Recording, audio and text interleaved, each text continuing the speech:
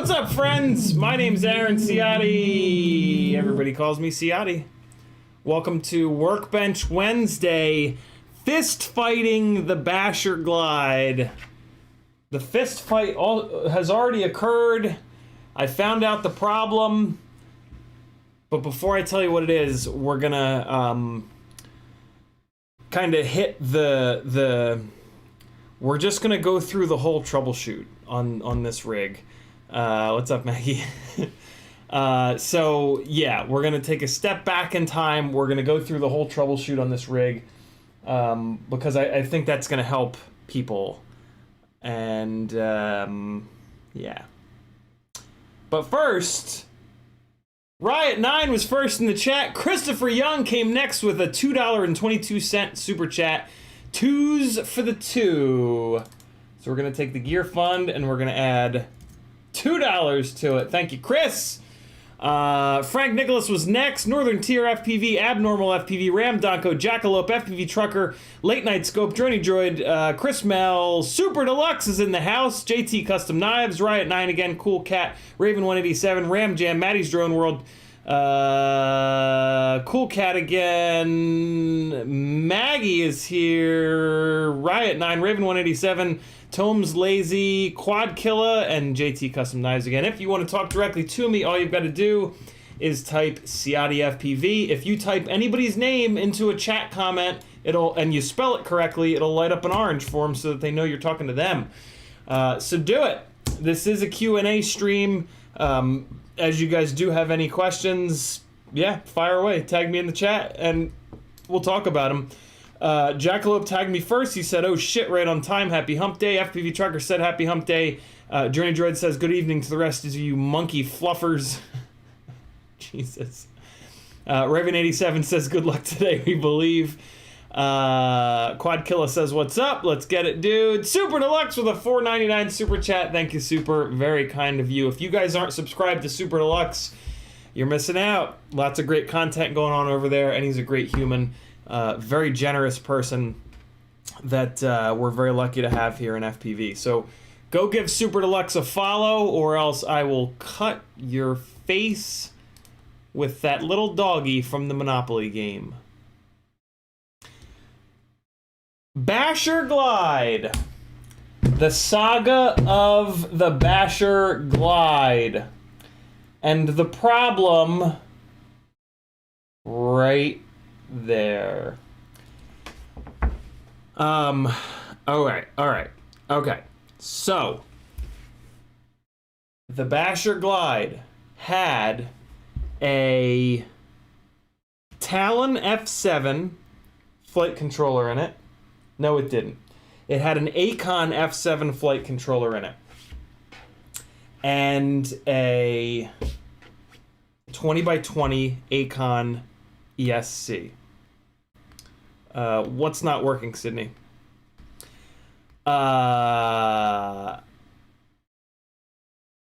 Crashed it really hard. ESC failed. Replaced the ESC with an Acon 20x20 V3, which I didn't love because it limited me to 48K and 96K on the PWM. I prefer 24 to 48K PWM. Put it in, plug the battery in once or twice, 5-volt BEC failed on the flight controller. That's fairly common. Put another, you don't have to put the @ Sydney. Put another Acon F7 flight controller in it. Plug the battery in a couple times. 5-volt BEC on that failed.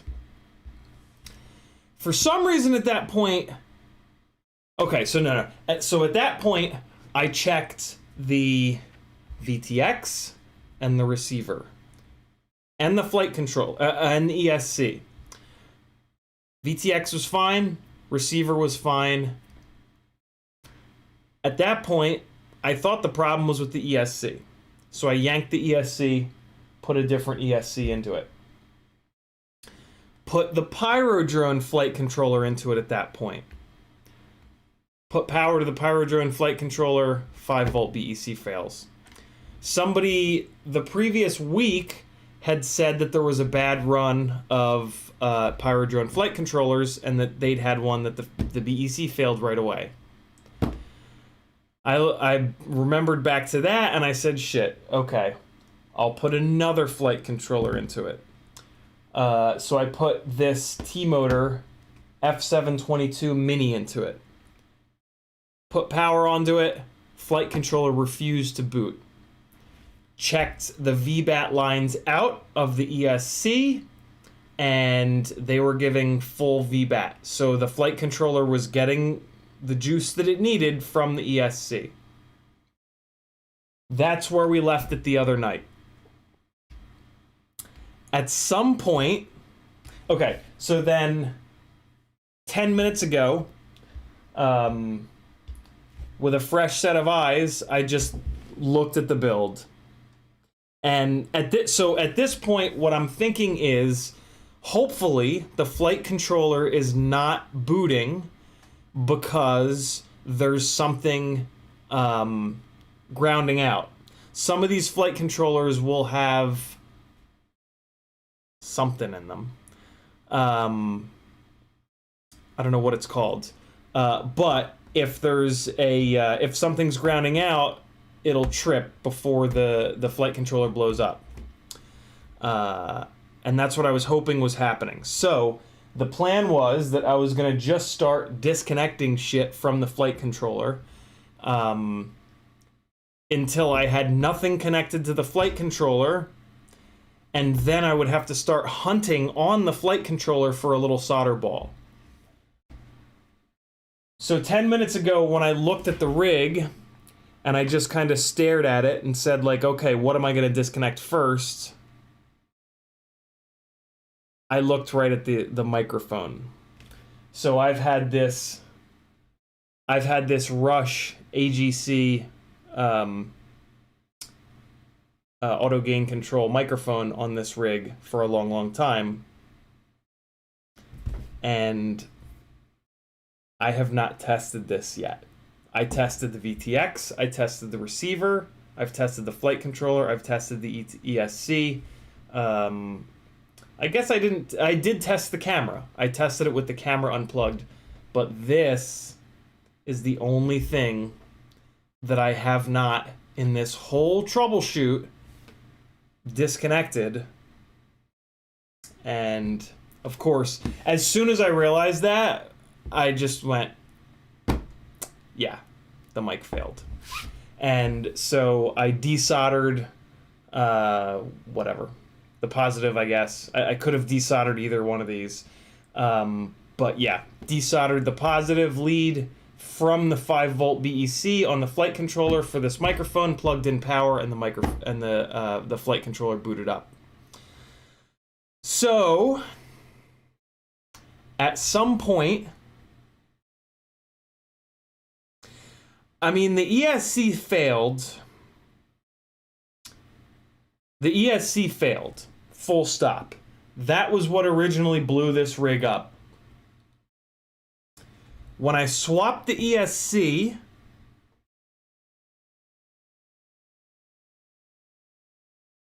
I guess maybe what happened is that when the ESC failed, it grenaded the flight controller. And then I put a new ESC in, and I put a new flight controller in. Oh no, okay. So I guess that's what's happened. I guess that's what happened. When the original ESC failed, it grenaded the flight controller, and the 5-volt BEC on the flight controller failed wide opened, and then that grenaded the mic. Yeah, that makes the most sense. So the ESC killed the flight controller killed the microphone, and then I fucked up by not including, because it's so goddamn small and it was just like tucked away, and I just didn't, I don't know why I didn't think to check this, but yeah, when you're going on these troubleshoots, I mean, anytime. So I guess the what we've learned here is that you can't assume any of that. You have to assume that when okay, so here it is. You have to assume that when anything fails, that it took everything else with it. So when an ESC shits the bed, when a flight controller shits the bed, when any part of the build shits the bed, everything that's connected to, and they're all connected together, so you have to just assume everything has blown up. Yeah, you have to assume that everything is blown up. So when you... But the problem is, right, like, if an ESC fails, you don't I don't necessarily know if it's a great use of time to disconnect absolutely everything and then one by one hook them all back up. You know what I'm saying? Because this is pretty rare. This is not a situation that I've had in a long time. I think realistically, the first time with this whole troubleshoot that I kind of like scratched my head and was like, wait a second, what the fuck is going on here? That's when I should have disconnected everything. So when the ESC first failed and I swapped out the ESC and then the flight controller grenaded, and then I swapped the flight controller, and then the next flight controller grenaded, that's when I should have said, okay, stop. Because it makes sense to some extent that the initial ESC failing killed the flight controller, but it doesn't make any sense now that I swap both the ESC and the flight controller and another flight controller goes. I think that's the first moment that it's like, wait a second, something ain't right here. So I think at that point, I should have disconnected everything. And I guess at that point, I should have put everything on the multimeter to make sure that it wasn't blown up. I think that should have been the troubleshoot path, and that would have saved me from blowing up the Pyrodrone flight controller. And that would have also saved me from the time it took to pull the other flight controller off. So now I get to grab the other flight controller from in here and reuse it. Where the hell is it? Here it is. So this Acon 20x20, I'm sorry, not flight controller, ESC. This ESC is now, in theory, fine. I'm not sad that I pulled this ESC out, because this ESC doesn't let me go down to 24 kilohertz on the PWM. So it kind of is what it is. This will probably end up in a giveaway at some point. Or in a build. So yeah. That is the saga of the Glide Basher build, which is now gonna go back together and get the absolute hell beaten out of it without a microphone. There was here's what really pisses me off, is there's really no reason for that. I put this microphone, so I'm putting microphones on the cinematic builds in case I'm flying in a location that's really loud or something like that. But when you're flying freestyle, you're typically not. So this is like the one rig that has had a microphone that every time I've looked at the microphone in this rig, I've been like, that was a waste of time. But it's easy to put the mics in. So like I just did it at one point. It's kind of ironic that the microphone is the thing that caused me all these problems, because it's the one rig that really doesn't need a microphone. But I digress. And now it doesn't have a microphone, and it's not going to have a microphone.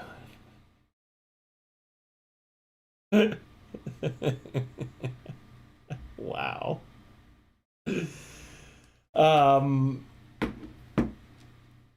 So yeah. Hey, here's another piece of life info. If your iPhone blows up, like if you break your screen, specifically if you break your screen on your iPhone, do not bring it to anywhere other than Apple, in my opinion, to have it replaced.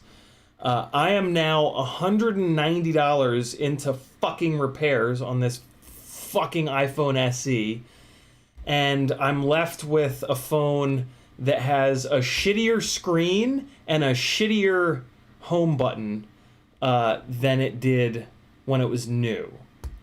To go even a step further than that, don't break the Apple screen on your phone. Get a case that actually works well. So yeah, I broke the front and back screens on this, and I took it to like not buying Apple is definitely not the answer. Apple stuff is way better than the other alternatives. If nothing else than the fact that it just works, and all the other shit's a fucking huge pain in the ass. But yeah, so I took it to like Gear something or other. It was basically the closest. It was the closest iPhone repair shop, and when I got the phone back, I noticed that the colors on this replacement screen were nowhere near as saturated or vibrant or good as the original Apple screen. And then the home button stopped working, so then I had to bring it back to them again today, and pay even more for them to replace the home button. And now the replacement home button has a delay in it, which is really annoying, which makes double tapping the home button really difficult. And it also kind of like, I can just tell the home button that they put in is shittier quality. The screen that they put in is shittier quality, and it was still pretty expensive. I don't know. Maybe if I'd had the repair done from Apple, it would have been a lot more expensive. I doubt it, but I would rather have paid extra money for a proper screen and a proper home button. So now I've got this phone that like pisses me off. Like, maybe I'll get used to the home button delay, but probably not. And this, I mean, whatever. The screen doesn't look as good. Ugh, first world problems, right? Although it will be a problem because I do photo editing on this. So it will be a little bit of a problem because the colors on this aren't going to match anything else. But yeah, so there's that. Great week all around. Just a really great week. Let me get caught up on chat. Again, first world problems, but you know, if somebody else can not have the same experience as me, then awesome. Michael Blade says, hey. Doom239 says, what's up? WordFPV says, always thanks for the info. Noticed you turned off air mode last night. How come? I run air mode on a switch. So you have to turn it off in the config tab because the config tab air mode is permanently on all the time, whereas in the modes tab, you can put air mode on a switch. Bob Noxious says, solder bridge. Oh, I wish. That would have been my fault. I mean, this was my fault. But Monkey Shine FPV says, hit it, brother. Killing it, brother. Thanks, dude. Raven187 says, your pain will save other people. Yep, that's hopefully. Frank Nicholas said, agreed, or Apple authorized repair centers are the only way to go. Orga says, now you're the first one, I guess, to discover that specific fail, like as well just stumbling on a new kind of spider or something. Frank says, bite the bullet and take it to Apple for both screen and home button replaced. It would not have been a lot more expensive and it would just work. And caught up on chat. So, yeah. That's been my week. We're gonna put this guy back together here tonight. I mean, like, yeah, it's good to go. We did all the setup the other night. If you guys want to see my full Betaflight setup, and if you want to see Betaflight 4.3 and the new sliders and a bunch of the new stuff, Monday night's live stream has all that goodness. This microphone is going in the pile of blown up shit. So yeah, we're gonna finish this thing up, and then I don't know what we're gonna do after that. I have a whole bunch of shit lined up. The one of the Ripsqueaks needs, I think, a new VTX. Both Cinewhoops need work, which I've been avoiding doing because up until this week, I've been using those both Cinesplores a lot, like multiple times a week. But it seems like things are slowing down right now. I'm assuming that there are going to be less cinematic flying opportunities in the wintertime. And the temperature just dropped like crazy here in Atlanta last week. So I think I'm starting to feel that, which is fine. So yeah, I'm basically the Cinewhoops right now. Both Cinewhoops are on like micro ESCs, Speedix GS25s, cheap, lightweight, small, low amp ESCs, which have been totally fine, but I want a little bit more of a margin of safety, and they're both on F4 non-black box flight controllers. And yeah, I mean, there's kind of no reason for that. Like, if I'm flying these things more than I'm flying anything else at this point. So there's no reason for them not to have a fucking baller ESC and a baller flight controller that has black box. So I've got an Acon ESC and a Talon F7 MPU 6000 flight controller for the pink propellered one, and then I've got a Hobbywing 20x20 ESC and another one of these Talon F7 MPU 6000s for the other Cinesplorer.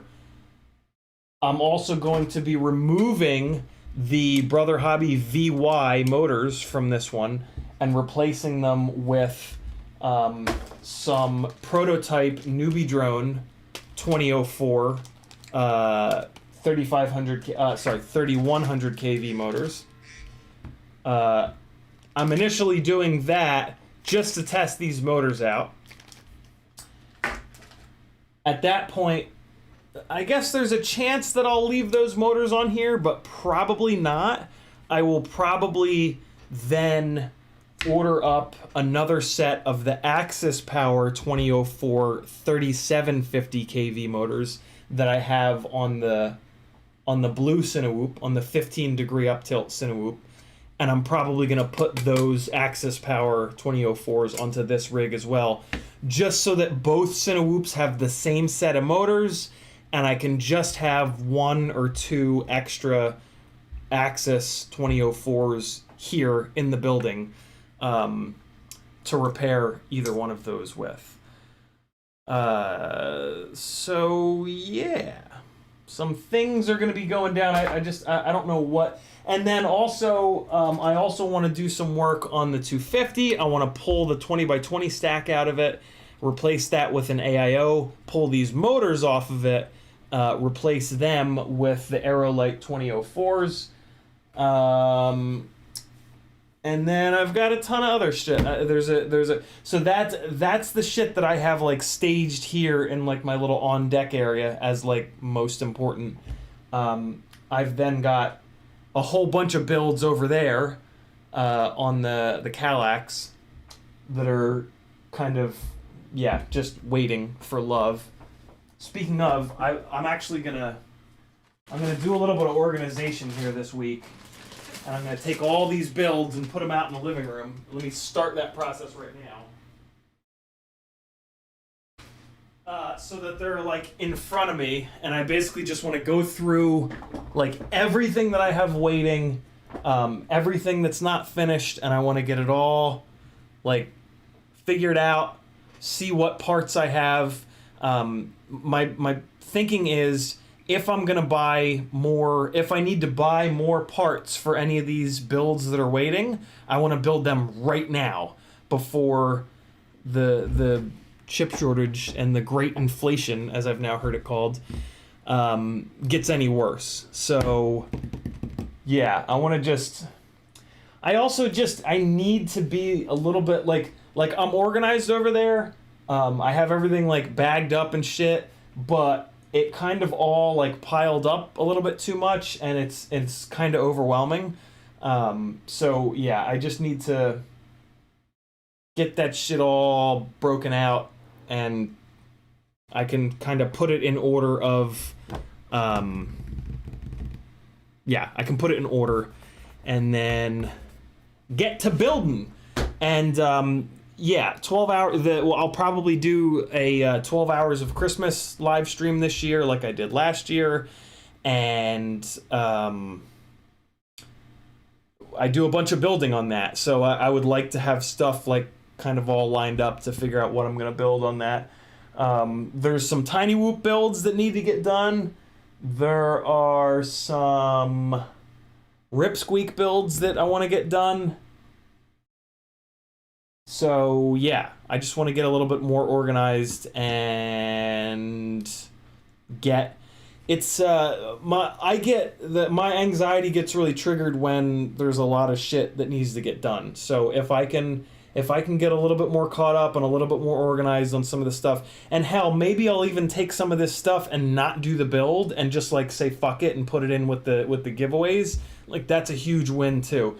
But I mean, like sitting here today, I mean, for the last like 6 months, I've got like at least a dozen builds that are like waiting to get done, like frames that have been sent to me or frames that I've purchased, that yeah are just sitting waiting, and like that's too much. Like I've only had time to keep the main rigs up and running, and that shit has just built up more and more and more and more and more. So yeah, just for my own sanity, I need to get that shit all figured out, and so that's what I'm gonna do.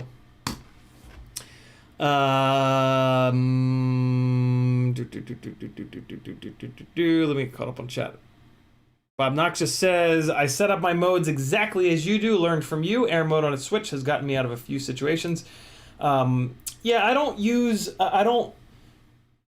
most of my rigs, I actually don't have them set up to use the air mode on a Switch. So basically I have the switch that's above my index finger, the single switch that's above the throttle, that switch, if it's all the way away from me, is horizon mode, and the philosophy there is if I lose video, I can just flick my left index finger up and that'll put it into horizon mode, and I calibrate the accelerometers every so often. That'll level the rig out, and then I can just add throttle and get up above, hopefully, whatever the hell is preventing me from getting video. And technically speaking, in horizon mode, I don't have air mode on, but I don't think air mode really works in horizon. I don't really know how that works, but that's not the point. The center position of that switch is where on some of my rigs I have no air mode set up. For like perching on stuff, or if you're flying in a building and you're really close to the walls, sometimes air mode can act a little bit funny. But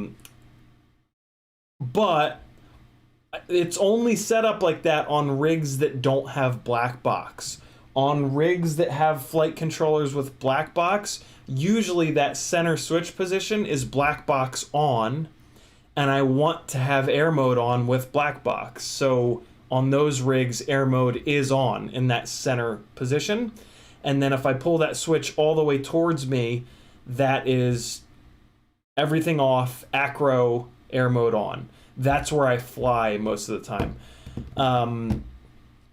So yeah, technically speaking, I could probably run air mode on all the time on most of these rigs because I have that middle switch position set to black box. But if for some reason I wanted to, you know, I'm like ready to go, I don't need black box on that rig, I could go into the modes tab and just turn off black box, and then I would have that center switch. If I was going to do a gig where I didn't want to have, I wanted to have the option to turn air mode off, right? I could very easily go in and just turn off black box and change it. So there you go.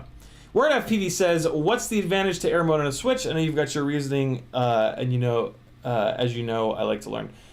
Yeah, I just answered that without even reading the question. Let me know if that all makes sense or doesn't. Word. Michael Blade FPV says, what would be the problem if in BL Heli it only shows motor 1, 2, and 3? Motor 3 doesn't even recognize. The only time that I've really had that happen is when the ESC has been fucked. Technically speaking, though, if the motor 3 plug header on the flight controller or the ESC are damaged, that could cause the problem. Or if the cable going from motor 3 on the flight controller to the ESC is mangled, or if the little crimped on silver plug connector, right? It's so just there's a chance that somewhere between the flight controller and the ESC, motor 3 ain't talking. I guess you could troubleshoot that by going into the motors tab and seeing if you can spin motor 3 up, but I can all but guarantee you that if BL Heli doesn't see motor 3, you're not going to be able to spin up motor 3 in Betaflight. So, yeah. My guess is that the ESC is cooked, unfortunately. Isaac M says, replacing a 20x20 with an AAO. Who are you and what have you done with Ciotti? Yeah, as you guys know, I would not normally do that ever, but the 250 frame is pretty much specifically designed for an AIO. And when you use a 20x20 stack in this frame, it forces you to run the arms on the bottom of the base plate, and then that forces you to run the arm hardware inside the frame, which basically means that the front arms are not replaceable unless you rip the entire rig apart, and that shit just ain't happening. My previous plan was to just keep flying this until I broke one of the front arms, and then when I broke one of the front arms, I'd have to rip the whole goddamn thing apart anyway to replace the arm. But, I mean, whatever. It just needs to get fixed. It needs to get an AIO so that the arms become removable. Because, yeah, for the same reason that I don't fly solid baseplate rigs, because it's just a terrible idea that you sacrifice the solid base plates literally perform worse, and when you break an arm, it's a complete nightmare. So I will give AIOs another try on that rig. I'm also very interested to see how these Aerolite 2004 3500s are, and yeah, it'd be cool. Not looking forward to when the AIO blows up, though. Bob Noxious says, I have ADHD bad. I was the most unorganized person. Your room was very organized. Yeah, I try to keep this room organized, but it needs to be more organized for me. You know, you gotta know yourself. And if this room was a little more organized, I wouldn't be as yeah, I would be more willing to come in here and do work when I'm not streaming. Right now, it's just a little too overwhelming to come into this room and have like so many builds waiting to be done. Bob Noxious also says, I have Horizon on position 1 and trapped myself under a few tight places. Air mode made it jump around, but with Horizon mode it doesn't jump around. That's interesting. That's interesting. Yeah, when you're trying to get out of a weird situation, it's nice to have like different modes set up and different ways for the rig to kind of react, because weird shit happens. Michael Blade, you're certainly welcome. Joey K says, what AIO did you choose for the 250? I have 2 or 3 AIOs just floating around. I don't even know what they are. One of the reasons I'm really excited to take all these like on deck builds out into the living room and line them all up is because I got to figure out where the hell I've put all this stuff. I have like what I do is I take these. Here's my little sort of process, right? So I at one point bought a shitload of this size Ziploc bag. I don't know what the hell size this is, but it's this big. There's my hand for reference. So I have a shitload of these. So when I get a frame, I put the frame in here, and then slowly but surely I put the rest of the parts that I need. So like if it's a toothpick frame in one of these, I'll throw an AIO in there. I'll throw a tiny little nano camera in there. I'll throw a RXSR in there. So eventually, and I have a whole bunch of these bags, and like over time they get filled up with stuff. But it's been so long now, and I'm so behind on that process that like the older ones of those bags have parts and pieces in them that don't necessarily make sense. They maybe make more sense in a more current build that I've got going on. So yeah, I want to get that shit organized. But I feel like at this point, with the winter coming up and yeah, as far as I'm concerned, winter is like build season. I think that if I get all of these builds organized and I spend some money on getting whatever parts and pieces that I need for each one of those builds to be ready to go, that'll be enough motivation to just hit it and just dive into them and just blast through them. We'll see. One of the things, you know, so a lot of these builds are not builds that I'm gonna keep, and that there's some motivation there too. Like I want to be able to get some of these done, fly them, make a little bit of content with them. Of course, the build itself will be content here on the live streams, and then maybe do like a giveaway a month with a full build, because the full build giveaways kick people in the ass to join the Patreon. Speaking of, CiottiFPV.com is my website. There's a bunch of ways that you can support me on this wild and wacky FPV adventure. Patreon helps me out the most. For $3 whole a month, you can get access to it. Lots of benefits. Audio versions of all of these live streams so that you can just listen and let all the chocolatey good content fill up your ear and brain holes. Fiverr page, Etsy page, link to my FPV Exchange page, and then a whole bunch of affiliate links. So head on over. Frank Nicholas just dropped the link. And yeah, support your buddy if you like what I'm doing here.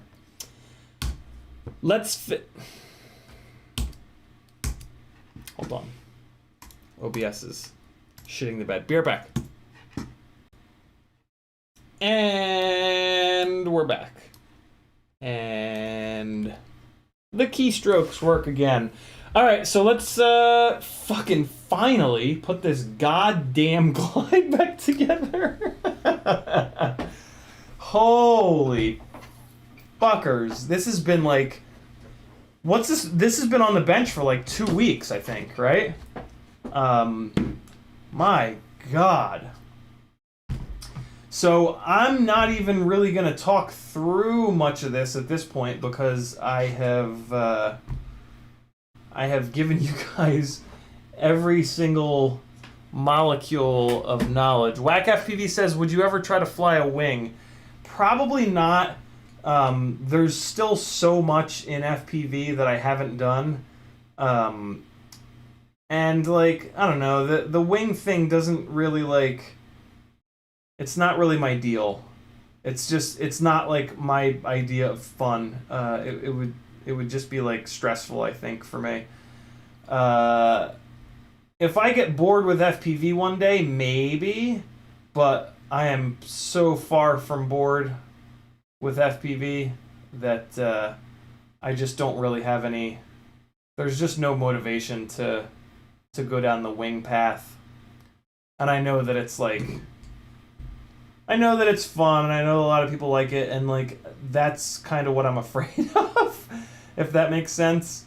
Like I don't, for the same reason that like I won't buy a 3D printer, because I know that it's a whole other hobby and I'll probably like get totally enveloped by it.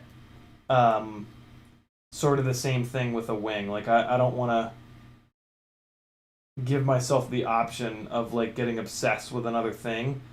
I just want to continue to hit FPV hard. And that just sort of comes from like me knowing myself and just knowing the way that I am with, you know, getting interested in things and then forgetting about old things that I used to be interested in because the new shiny thing is newer and shinier, I guess you could say. So, yeah, it seems cool. What I want to do is chase a wing. That's something that, oddly enough, I haven't done yet, and I'm really, really, really looking forward to. So, yeah. There's that.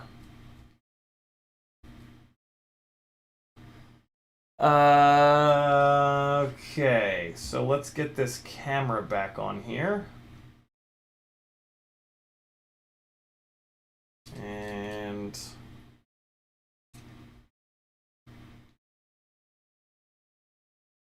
we will be one step closer. Come on, there we go. Hey, I also moved the bench camera down because I don't know. I felt like it was just a little too far away and you guys couldn't really see like the shit that I was doing, and like it kind of stands to reason that like you guys being able to see my soldering is probably is probably more valuable than you guys having a wider view of like where I'm putting my tools and shit like that. So yeah, I don't know. If you guys ever have any thoughts on that kind of shit, just let me know. But usually when I ask for opinions on that, you guys are like, no, it's fine. So yeah, I'm gonna rock it with this this camera down lower for a while here and see how it is. Alright. That is now good to go. And what else we got here? So we gotta manage the cables here for the camera, and I'm gonna have to do that a little bit differently now that I'm mounting this flight controller right side up.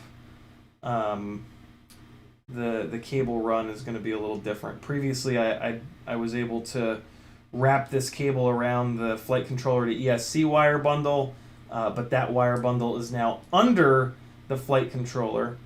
So I think I'm going to use this yellow and green wire here, little wire wrap here, to kind of hold this camera wire in place. This camera wire is long enough to get out into the propellers.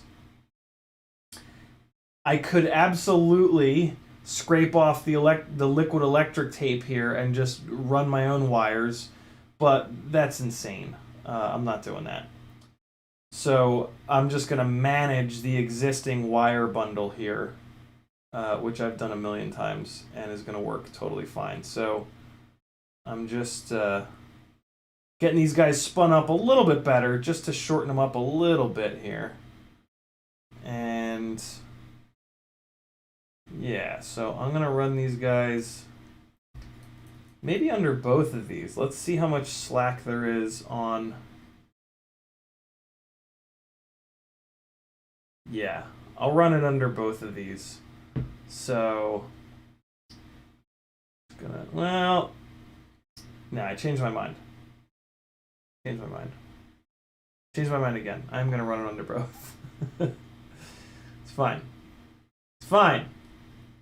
Doing something's better than doing nothing. All right, so there's the remote control wire for changing the settings. Here comes the power, ground, and video plug header. And it's tough to get the plug headers through here, but the wires are much thinner. So this will be much less of a mess once I get these guys through. So let's just pull them through here. All right, there we go. So now as we talked about before, I'm going to lift up on this cable here to get as much clearance on the between the cable and the flight controller that has the gyro on it as I possibly can. And before I go any further, let me get this camera plug hooked up here.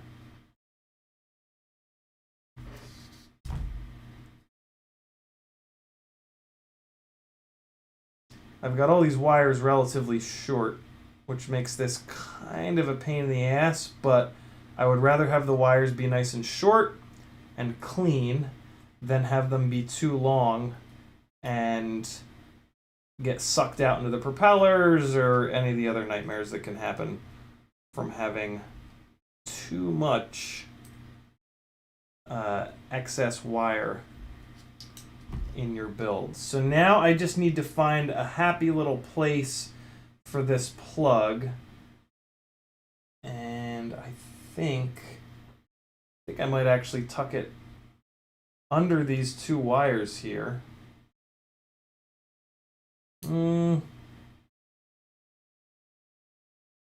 Yeah, I'm gonna run it over onto this side. I should have enough cable length here. I'm actually gonna pull it back where I had it a second ago. Back onto this side. And maybe even down a little bit, I guess.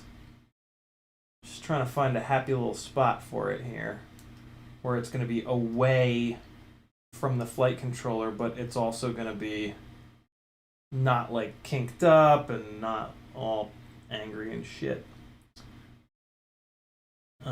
So, oh, that's kind of working. Oh, I'm kind of digging that. Yeah, I think that's it. I think that's it. So this, yeah, there it is. There it is. So that can hang out up like that a little bit. And then when this top plate comes on, it's going to kind of push down on that a little bit. And we should be good to go.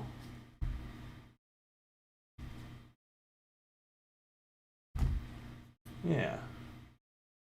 That's looking all right. Let me just do a little bit more scooching around here just to make sure that everything is kind of happy.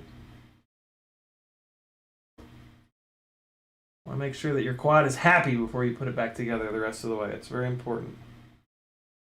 A happy quad is a quad that flies good and doesn't betray you. Know what I'm saying? Okay. Yeah, that's looking good.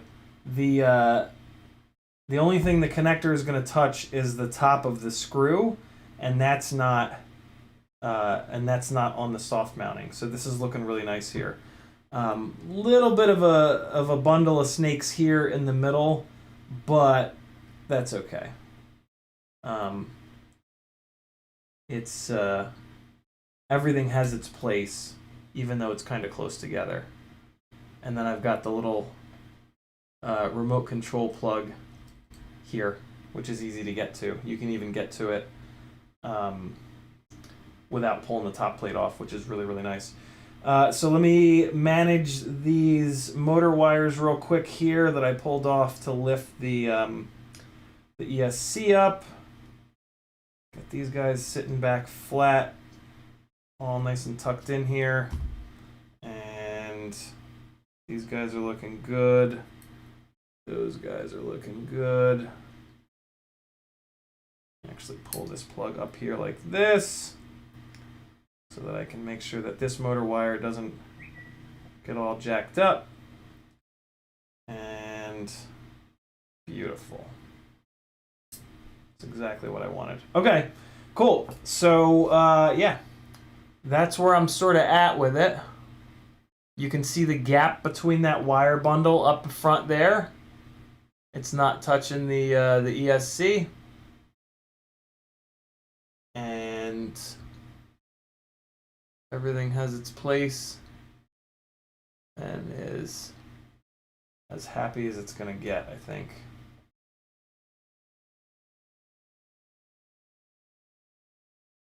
Well, I tried.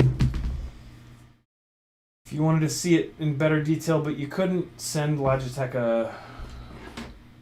an email that says, "Hey assholes, make a webcam that works, or I will cut you." Camera, receiver, VTX, everything's plugged in. Antenna, crossfire, ESC. Cool. We're good to go. Let's give it full voltage and watch the beautiful lights on the flight controller light up. Hey, how amazing! Whee! Jesus Christ. Wow. Okay. What a adventure.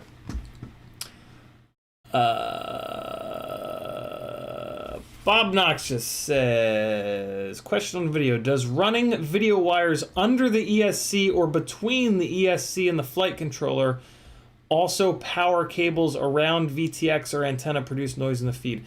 Typically not, but it depends on the ESC. I have had ESC, like cheaper ESCs, will put garbage into the into a video line that's running too close to it. Yeah. You got to sort of handle that on like a case-by-case basis. If you're buying Acon ESCs, you're totally safe to run the video line under it. The thing that I noticed most is like if the video wire is really close to a set of 30 gauges that are carrying VBAT, that can also get some noise, or next to the battery leads. The battery leads tend to be really electrically noisy, so I always try to get the video 30 gauge wire as far away from the battery pads and the battery wires as possible, and that's and then if on the Patreon page up on the top, if you hit Tech Talk, I do have 2, I believe, articles in there on how to troubleshoot noisy video feeds, with kind of like a step-by-step. Frank Nicholas says, what if you raise the ESC above the camera? More flexibility. I don't really have much room to move this ESC. So the ESC is mounted up on 5mm standoffs. The ESC itself is maybe like 4mm tall, and I'm running 15mm standoffs. So I could probably only raise the ESC up another like maybe 3mm, at which point like it still wouldn't necessarily be above the camera. So yeah, that raising the ESC up wouldn't really do much of anything. It would give me a little bit more of a gap below it. And if I was having video noise problems, that might be a potential solution.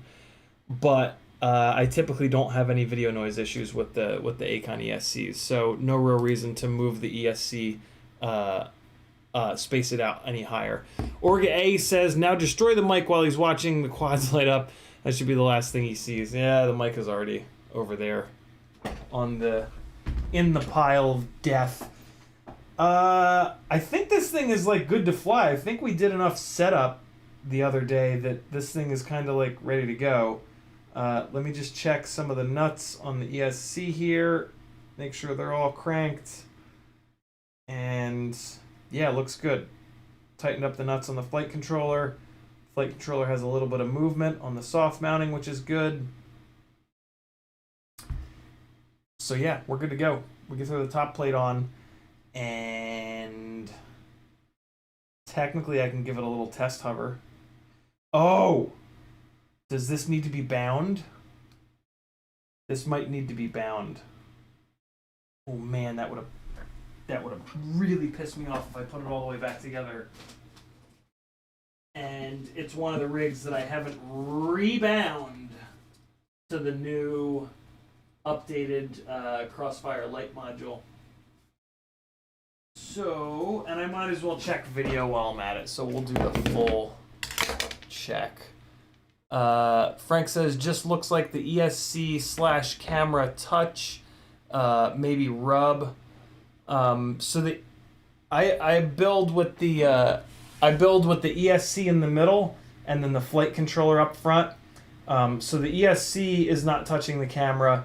The flight controller is almost touching the camera. That's why I have that's the main reason that I'm not running these tall rubber grommets. I have this this flight controller slammed down as low as I possibly can, so that there's enough room for it with the camera. So if anything, I would want to drop the flight controller down. Lifting it up would have it touching the camera because of the camera's up tilt. Frank says, did you do the setup after the most recent flight control? Yep, setup was Monday. Setup was the most recent stream, so nothing has changed since that setup was done. So let's give this thing power and see if the receiver goes green. I don't think it's gonna. I think it needs to be bound. But let's take a look.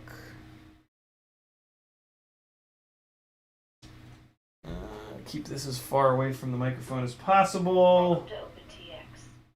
Alright, transmitter's on. Crossfire's powering up. And there's no connection. Yeah, so I gotta get this bound. Let me try to just sneak these sharp tweezers in there and just pop that button. Ooh, look at that. And then on the crossfire, I'm gonna go into bind. It is binding. Green light's flashing. Update micro TX, yes. I'm sorry, micro RX rather, yes. And I'm gonna put this transmitter all the way over here by the door in hopes that it's not feeding back into the microphone. I guess while it's doing that, I can see if the video system is online in there. And it is! Look at that. And the Foxier camera has its stupid little OSD on, so let's get that turned off. Alright. Should be able to use the RunCam controller here. I think it's like one button that sometimes doesn't work on the RunCam controller between it and the Foxier cameras. So I'm going to hold the middle button down, and that puts me into... What the hell? That wasn't the right thing to do. Sometimes you have to... Sometimes it's a separate menu that you have to go in. Image enhanced, video settings, special... Is it in special? Where the hell do I turn off the OSD? Video scale 4:3. What's 4? It says 4:3 wide. What the hell does that mean? Oh, for Christ's sakes. What did I just do? Special setting. 4:3 narrow? No, I don't want that. 4:3 wide. Yeah, I guess I want 4:3 wide. Although I wonder if 4:3 wide is basically it taking a 16:9 and squashing it vertically. It looks like it might... Oh, now I'm on full-blown 16:9.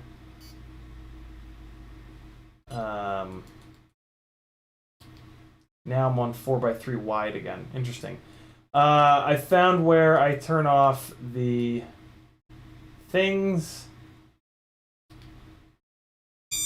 Oh my god, it scared me. Save and exit. Cool, so the OSD is now turned off. That's the big thing that I was concerned about. It is now bound. I can pull power. Get this unplugged here. And I believe that is everything.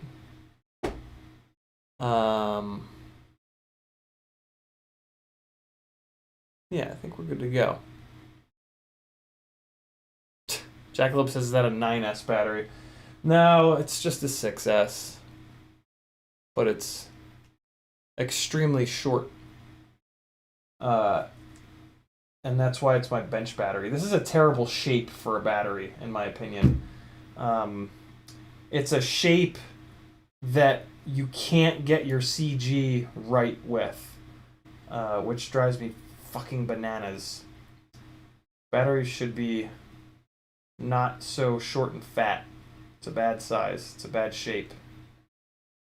Not many batteries are manufactured in that shape because of it, I think.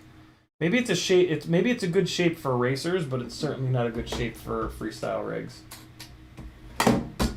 Well, this thing is ready for a sketchy indoor test hover. Once I get the top plate back on it, let me turn the transmitter off here. And cool. We'll come back to you in a minute once this top plate is on. Okay. There are my little conicals.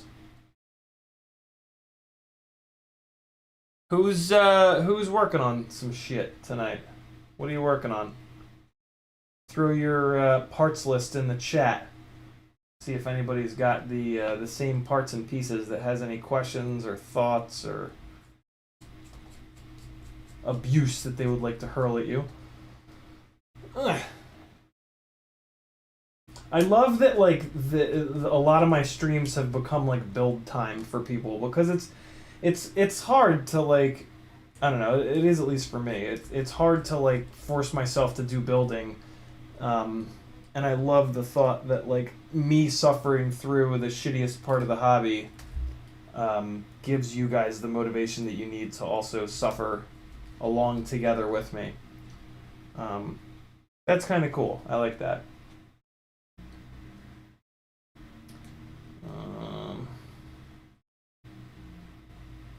I think I maybe wanted this. It's fine here.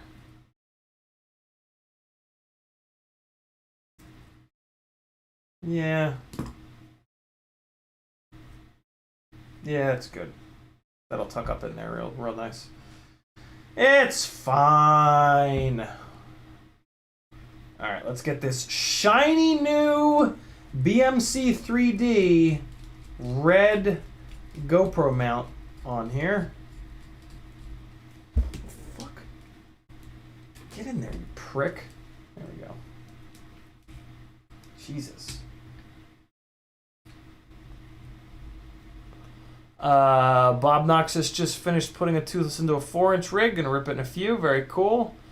June Loco says, what's your opinion on C rating? C rating is a completely worthless measurement because there's no standardization. One company can say, hey, this battery is 10,000 C, and there's nothing to stop them from doing that. So the C ratings mean absolutely nothing. You can sort of use C rating within the same battery manufacturer. So like if I'm comparing a Tattoo R-line to a regular Tattoo battery, in that case the higher C rating on the R-line does mean that the R-line is going to deliver more power with less sag. But you can't compare a Tattoo battery to a GNB battery in terms of C rating because again there's nothing to prevent Tattoo from just going, well, we're going to put a number that's 10 points higher so that more people buy our batteries. And I think that has been happening for years now. It seems like for years these manufacturers have kind of realized that, and they just every time they introduce a new battery, they just add 10 to the C rating. And hey, this is our new battery. It's an even higher C rating. You should get rid of all your old batteries and buy this new higher C rating battery. Sometimes it's legit, and they do have a better chemistry, but I think a lot of times it's not. I think a lot of times it's just, marketing essentially. So yeah, those are my thoughts, which are based in pretty good factual data from battery testing that Joshua has done and some other folks have done. So yeah, not necessarily just my opinion, but kind of that is the situation. Like that is the situation that we find ourselves in terms of the C ratings that are stamped on the side of the batteries. Realistically, like with a freestyle rig like this, you get one. Like if a new battery comes out that you're interested in, just buy one and just fly it, and you'll feel the difference. You'll see more or less. You'll see low voltage warnings happening more or less often, and you can look at your runtime. It's pretty easy to tell a good battery from a bad battery. The other thing that you can check is the I need propellers to test hover this, huh? You can check the internal resistance on your specific charger. Each charger seems to have its own. Each charger seems to measure internal resistance a little bit different.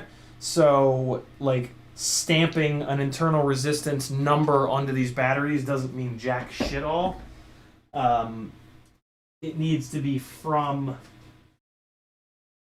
yeah. The internal resistance needs to be from your charger that you've tested all of your other batteries on for it to mean anything. Hopefully that makes sense.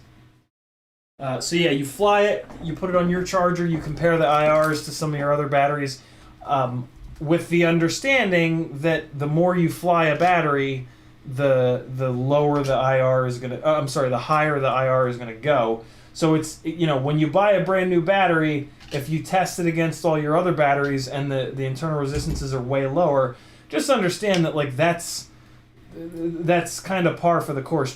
Try to find a battery that you haven't flown much to compare it to. Does that make sense? Because otherwise you're just testing an old battery versus a new battery. Benjamin West with a $5 super chat. He says, some money for wheels. Thanks for keeping me company many of the nights of tinkering and repairing. My absolute pleasure, my man. 2352 goes to 2357. Very cool of you, Benjamin. Thank you for the support. It means a lot. Bob Noxious says, we got that. Tom's Lazy says, why does it take 6 hours to load up a 5-minute video on YouTube? I haven't had speed issues with YouTube in a little bit, actually. I've had other issues with it, but speed has not been one of them. So I'm just going to keep my mouth shut on that one because I don't want to jinx it. All right. The sketchiness coming at you hot. We're going to put some propellers on and plug this thing in inside the house. A terrible idea that you should not do. But if you do it, there are some ways that you can be a little bit more safe about it, and I am going to show you those in a second, because it is nice to do a little indoor hover test before you bring it out and have it not fucking work. But there is a chance that as soon as you put power to it, it goes bananas, and if it goes bananas in the house, it's going to be really sketchy as fuck. So you want to always make sure that your transmitter is turned on. So let's do that. Alright, and I'm going to put it over here away from the microphone. I'm also putting it away from me because I don't want to accidentally bump the arm switch. Everything is good to go here. I'm going to hold this thing like at an arm's length, so if it goes nuts, it's going to just fly away. Don't hold it like this, so that if it goes nuts, it goes into your face. Just hold it away from yourself like this. And we're going to plug the battery in. As quickly as we can. We are going to keep it out here and put it on the floor. the tail is facing this way, which is where I'm going to be standing. I'm going to stand in the other room around the corner a little bit so that if it goes haywire in this room, it can have the room and I'll just run away. So I'm outside here in the hallway. I'm going to arm and disarm really quick. Arm, disarm. And now I'm going to give it another second. Arm, disarm. And I can already hear there's a problem. Hear it? There's already something going on. So I'm going to flip this into turtle mode. And I'm going to arm it in turtle mode. Nothing's going to happen. And now I'm going to just give it the tiniest little something something on the right thumbstick. And I'm going to see what's going on with these motors. I have a feeling somebody's not spinning in the right direction. So let me just really quickly troubleshoot that.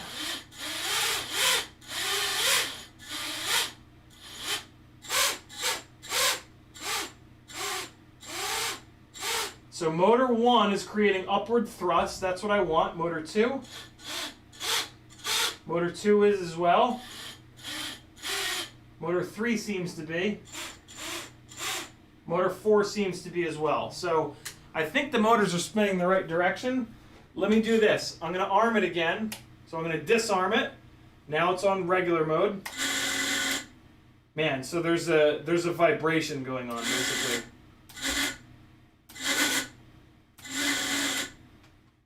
Something ain't right. Somebody's unhappy. So we're actually just going to unplug this guy.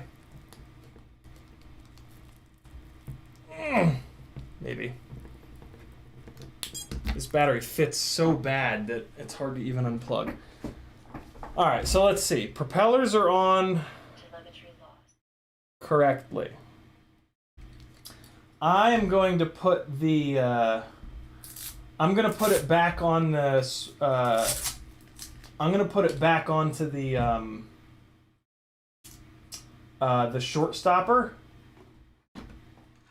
The Wi-Fi, and I'm going to put it to 2 amp mode, and I'm going to spin these propellers up in beta flight and see what the hell's going on here.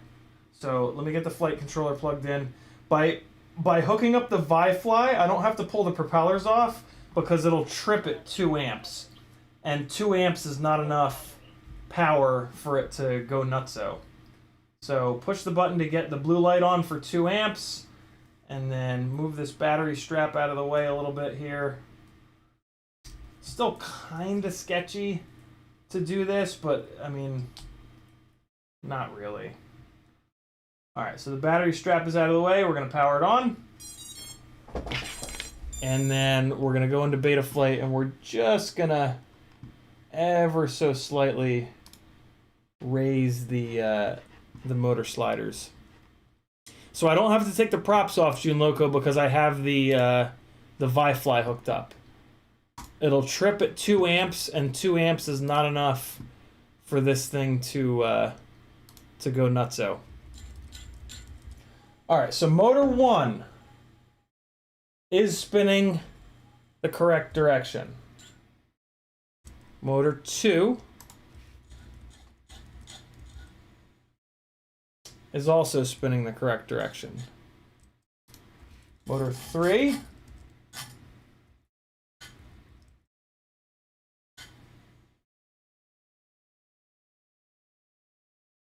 is spinning the right direction. But there is a pretty good little wobble going on. So it could just be a mangled motor situation. And motor 4 is also spinning in the right direction. So everybody's spinning in the right direction. Maybe I've taken too much. Jackalope FPV with a $2 super chat.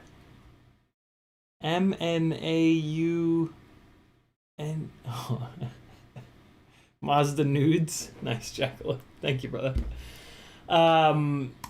Yeah, so everybody's spinning the right direction. Now we need to start searching around to see what the hell's going on. Mazda Nudes. Okay, so motor idle is at 5.5. Motor poles are at 14. Bidirectional is turned on. Okay, motor direction is reversed. Quad X. That all looks good. Let's go into configuration, see if anything jumps out at me. We're at 8K, 8K.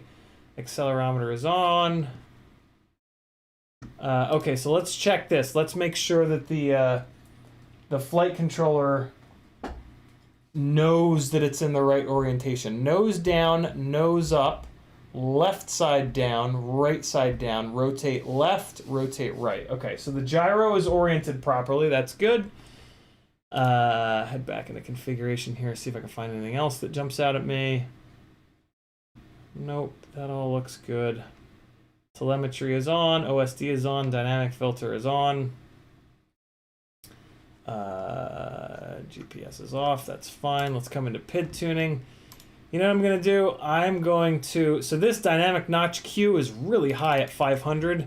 I'm gonna drop that down to 250. That's the safe number that I'm used to running it at. Maybe that'll help. Maybe these PIDs are too high for the banged up motors. It could totally be that. So let me actually back these PIDs off a little bit. Turn expert mode on here. I mainly want to get the P gains down a little bit. The P gains are a little too high right now. So let's just... Where the hell are the... Here it is. It's in... No, tracking is normal. It's in this pitch damping, isn't it?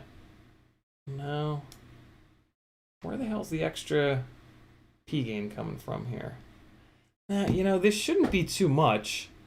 Oh, look, thrust linearization is on. Look at that.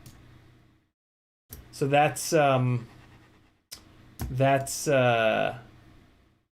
yeah, that's thrust linear. That's cool that they've added it to this now.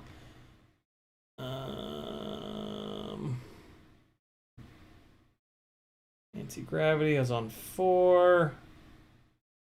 Master multiplier is on 1. So let me just do this. I'm going to pull the master multiplier down a little bit. I'm going to pull the master multiplier down to 0.9. And we're going to save it, and we're just going to give this another shot. So this is just like kind of a shot in the dark. Tiny little bit of extra filtering. OBS, what the fuck, dude? Hold on. Be right back. All right, and we're back. Hey, look. Okay, so let's see if so what this is going to tell me basically is whether or not the issue was related to filtering and or PIDs being a little too aggressive. These motors are beat to hell.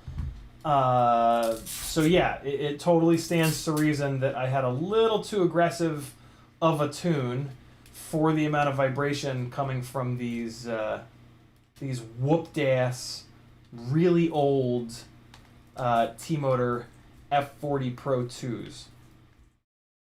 And that's fine. I mean, that, you know, that's what happens when you run whooped ass motors, is you can't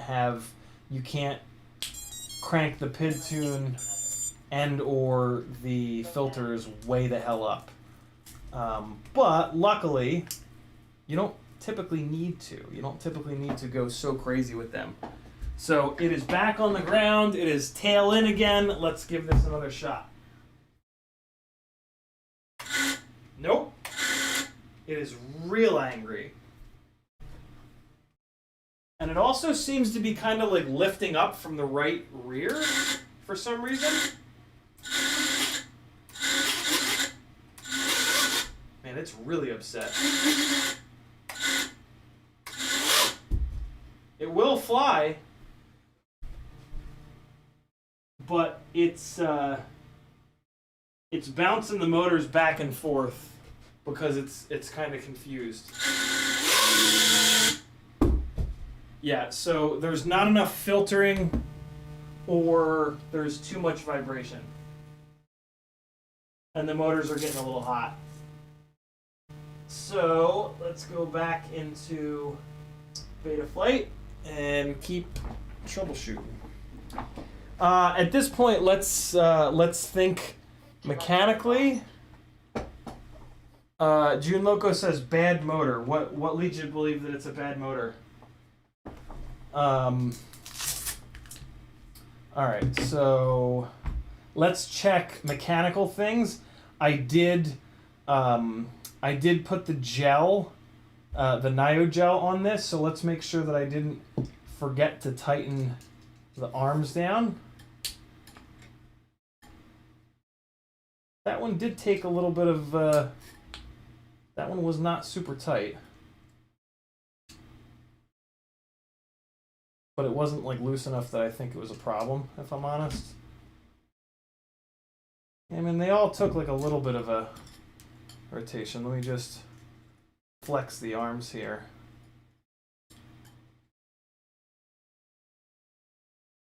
Yeah, no, they seem fine. While I'm at it, I might as well check these center ones just to be sure. Yeah, no, they're fine. They got cranked down. Yeah, they're okay. Motor bolts, I'll check a couple of those just to make sure. I mean, that was loose. Nah, that one's tight though. If there's like one motor bolt that's loose, you're usually fine. If there's one motor bolt that's tight, that's usually enough that that's really not like the issue.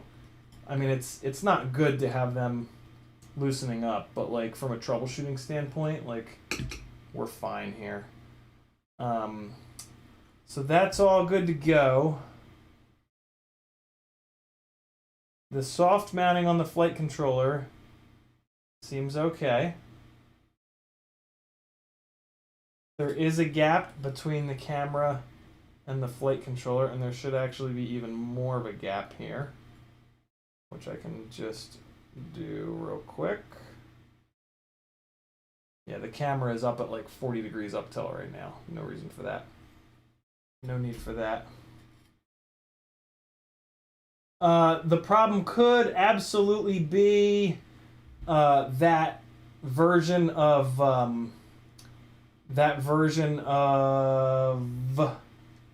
BL Heli that I downloaded. I downloaded that weird like nightly version.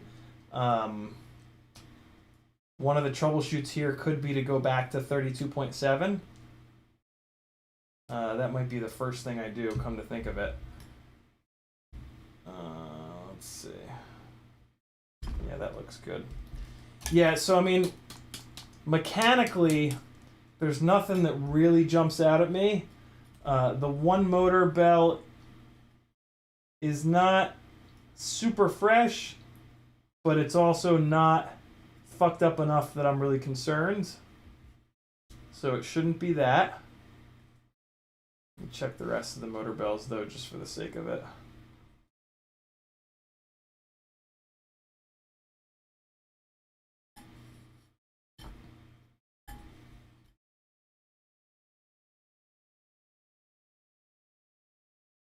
Yeah, that one's fine.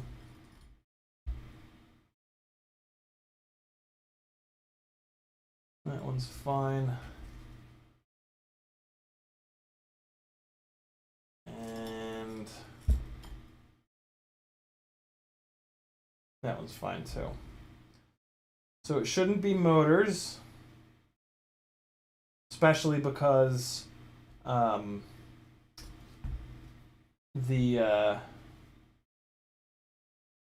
was fine prior to I mean, there was a crash that grenaded it, but it was fine up until that crash. And usually you'll be able to see, if the motor is so bad that it's blown up, like you'll see it. Like you'll see the bell wobbling around. This hardware is all, the flight controlling mount hardware is all probably fine, but let's just check it. Yep, that's all good. Could technically be a bad gyro on the flight controller, but I doubt it. Okay, so nothing's jumping out at me mechanically. So let's get the flight the ESC onto a known to be good BL heli, which is going to be 32.7. And we'll see if that helps out. All right, so let's get out of beta flight, and we're going to go into BL heli 32. They are fresh props, Daniel. We're going to connect. We are going to check. 32.8, everything great. And we're going to go to ESC flash, and we're going to pull it back to 32.7. And I'll bet you this fixes it. I'll bet you the I'll bet you 32.8's being weird, but maybe not. The next thing I think with this is going to be to get this off of the. So this is right now. This is on like a nightly ESC firmware and a nightly flight controller firmware. This is why I typically don't do that shit, because I don't want to spend my time on this. I don't want to spend my time being the person that's doing the R&D for BL Heli or for Betaflight. But, you know, hey, I thought maybe just this one time, it'll be fine. We'll see. We'll see. Maybe it's something else. But I have a feeling it's related to either the ESC or the flight controller firmware. What's up, Gem fan? I was shopping around FPV websites last night, Gem fan, and I now know who the I saw the propellers. I'll just leave it at that. Pretty obvious. So that was interesting.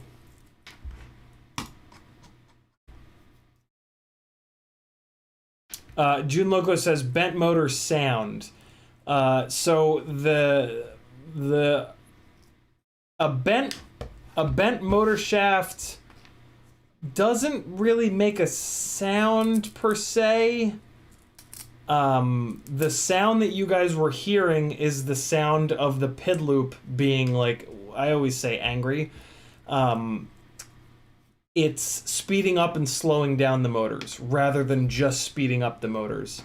And that's an indication that something in the software is fucked up, or something in the tune or the filtering is fucked up.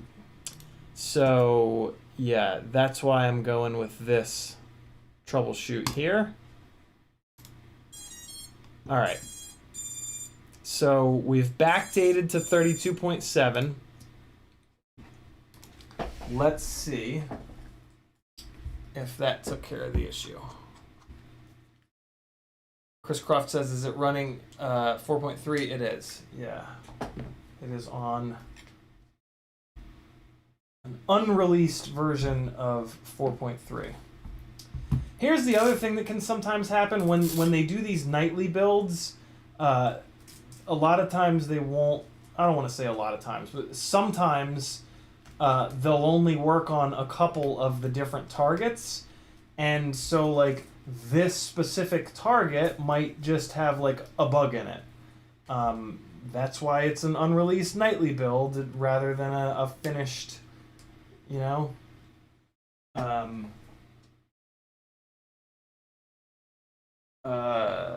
proper release. And again, that's another reason that I typically don't screw around with these unreleased nightly builds. But that's not great. That's not great when an ESC channel comes online that late. Might be fine, but might be something. All right, so we're gonna do the same thing here. Still angry. Yep. Still angry. All right, so the ESC firmware was not the problem. We are gonna put this back onto Betaflight 4.2, and I bet you that takes care of the problem. I'm not gonna go down a, oh, let's try changing the filters on 4.3. That's nonsense. That's just not a good way to spend my time at this point. So yeah, we're gonna put this back onto a stable firmware, and that's gonna fix the problem. I am gonna put this back onto the newer BL Heli though. I am gonna do that real quick here, 32.8, because I do want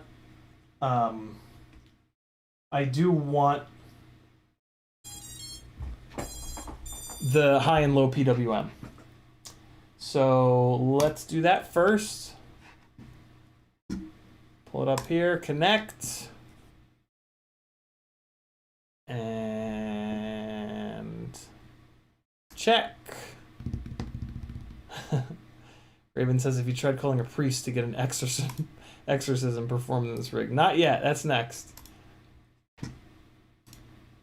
So yeah, we're gonna go to 32.8, flash selected ESC.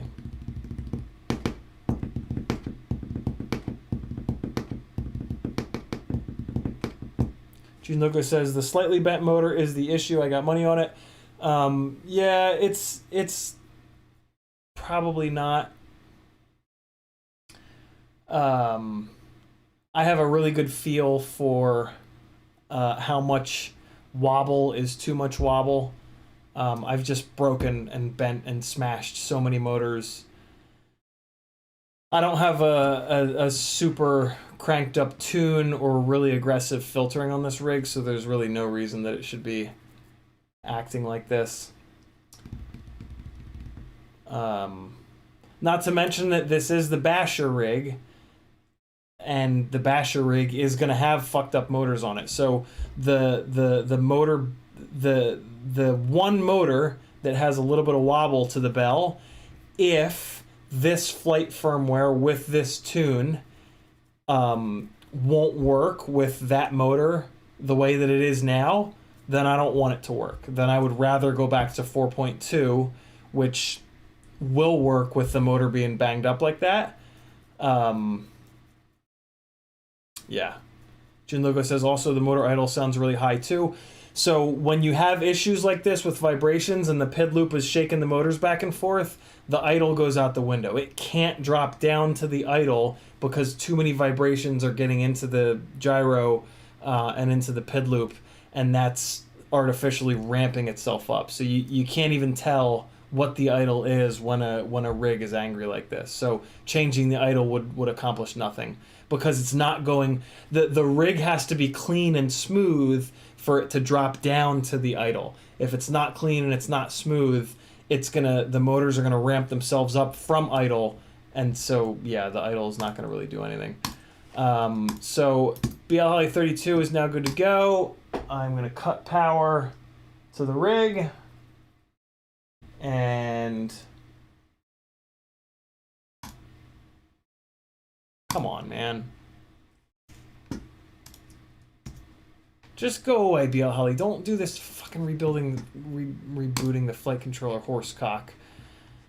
Calibrate accelerometer, because why not? Let me just take one more look. ESC telemetry, VTX, tramp. At this point, I could try turning off RPM filtering, but I'm not gonna. PIDs are kind of turned down a little bit. Trainer. I did do all this weird feed forward shit, but feed forward is not active when it's sitting on the ground like that, so that shouldn't be anything. Anti-gravity is also not active. None of this shit is wildly aggressive. It's actually on a pretty soft tune at the moment. And then the filters are nothing nuts either. RPM filter enable value of 1 or 2 is recommended without RPM F4 or 5. I mean, I guess there's a chance that oh, you know what I did? I turned the dynamic notch completely off. Sets the number of dynamic notches per axis. Oh, okay. So this, I thought that putting this dynamic notch count to 0 would be like it used to be, but it's not. The dynamic notch is now at 1. I have not changed anything else. I bet you that was the problem. I bet you there was. So here's what it says. Sets the number of dynamic notches per axis. With RPM filter enabled, a value of 1 or 2 is recommended. Without RPM filter, a value of 4 or 5 is recommended. Lower numbers will reduce filter delay. However, it may increase motor temperature. So this is different. They've changed the name here of this. Hold on, it's probably below. Hold on, let me move it over. So yeah, this is now a different name. This is now called dynamic notch count. I didn't notice that. I didn't notice the word count here. It used to be dynamic notch width, and when you moved the width to 0, that would make it a single dynamic notch. Now that they've changed it to dynamic notch count, it stands to reason that, yeah, you don't want it on 0 anymore. And I think the default was 1, so I fucked this up. So that's probably what it was. It didn't have a dynamic notch. It only had the gyro RPM filters, which is probably not enough. So let's do this. I'm not going to do the motor vibration test. It's just not needed. I'm comfortable enough with my knowledge of what these motors look like and how much the bell is wobbling to know that this motor number 3 is not the issue. And again, like I said before, even if this motor 3 is the issue, the solution is not this rig needs to be able to handle motors that are even more bent than motor 3. So I'm not gonna, I'm not going to sacrifice that. All right, so this will probably have fixed it.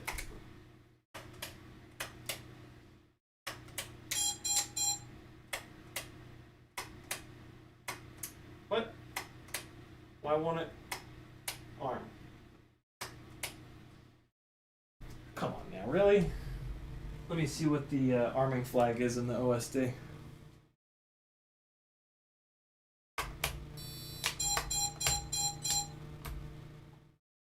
Turtle mode doesn't work, so it's probably something ESC related. Why don't I have OSD? The fuck? Hold on, let's just try unplugging and replugging it in. Sometimes it gets upset.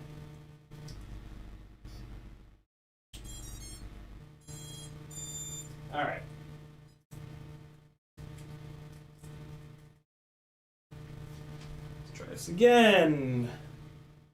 I still don't have OSD though, but now it does idle and I can already hear that it's fine. Where the fuck is my OSD? What the hell's going on here? Why don't I have OSD? That's weird. Figure that out in a second. Yep, so now we're good.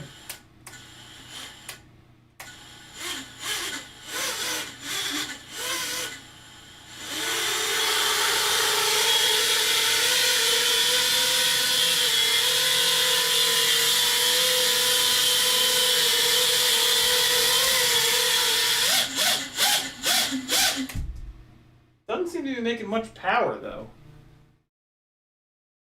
Oh, this battery's probably shot. But yeah, it's spinning up nice and smooth now, so we're good to go. Yeah, so that makes a lot of sense. It was not. Yeah, the dynamic notch filter is important. You can't just turn that completely off. So we're good to go. Let me just figure out where the hell the OSD went. Man, I blew all of these. I blew every single one of these foam panels off of here, off of the closet. Hold on.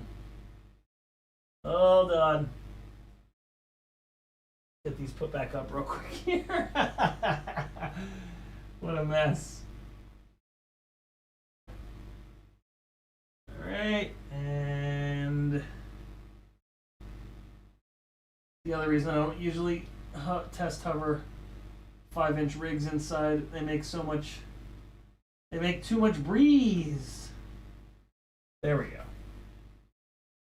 Oh, that's infuriating. I put those bottom two ones on wrong. Why is the OSD switch not turned on in the config tab? I bet you it's not. And let me check the voltage of this bench battery. Let's see.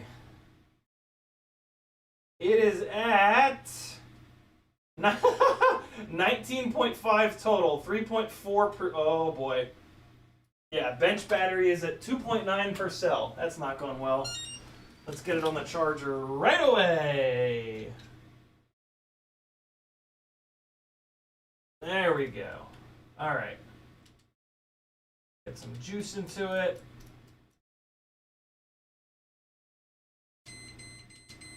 Damn it.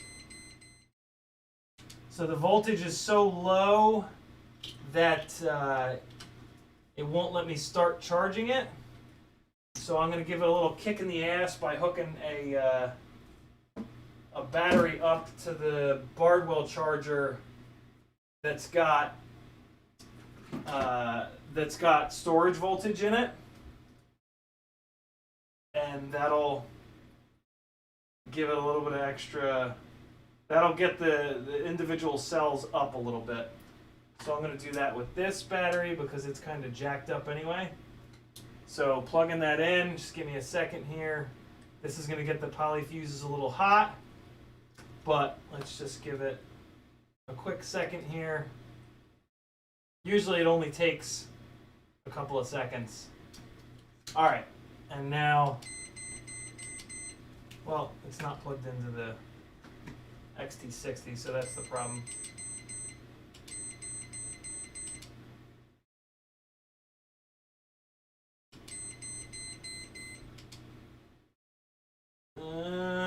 Give it a little bit more. Give it another couple seconds hooked up here. Channel 1 low voltage is the warning that I'm getting. Plugged in here. Okay. Usually it brings them up pretty quick. All right, let's try this one more time.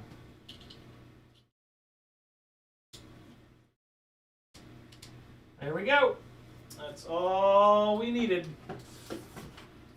The beauty of the Bardwell parallel board is those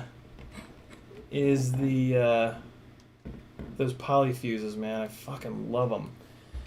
Okay, so let's get the OSD situation figured out here. And June Loco with a $2 super chat. He says, "You won. I'm a man of my word." Thanks, June Loco. It's all good, man. I've been around the block a couple times with these things. If there's one thing that I'm exceedingly good at, it's troubleshooting these rigs because I've crashed them so fucking much. It's a little unfair. Let me get the let me wipe out Black Box just for the sake of wiping it out.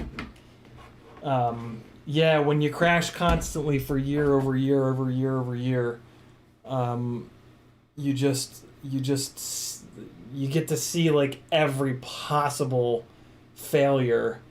And yeah, I mean, you just eventually get really good at troubleshooting shit. Bob Noxious says, wife came into the room and said, "Oh yeah, I forgot it was Workbench Wednesday. Sad I know that. Nice. So this will be cool. This rig is now on 32.8 and 4.3. So this has all the new fangled newness. Let's make sure that I have OSD elements in here. Yeah, so my OSD elements are all turned on. So that means that in the config tab, nah, OSD is on in here. Oh, you know what it is? It's a PAL versus NTSC problem, I'll bet you. So I have it on NTSC video format. How the hell do you... That'll fix it, but I would rather have it on NTSC, I think. I think NTSC has a little bit more vertical field of view, but I don't remember how to switch it. I think like you have to short the pads when you power the camera on. And if that's the case, we're just I'm just gonna run it on PAL.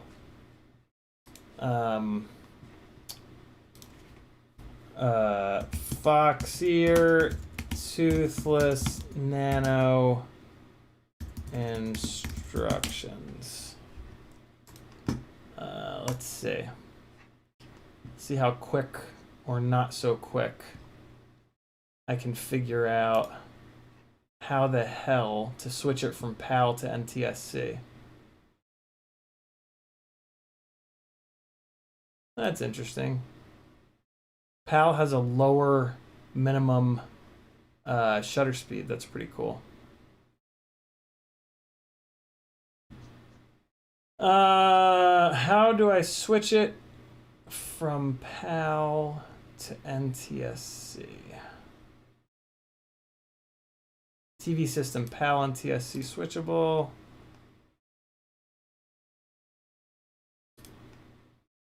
Oh, I had it backwards. NTSC has less vertical but a higher frame per second, 30.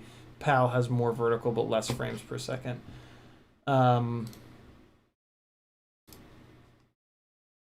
Oh yeah, I guess it could just be in the camera menu. Good call.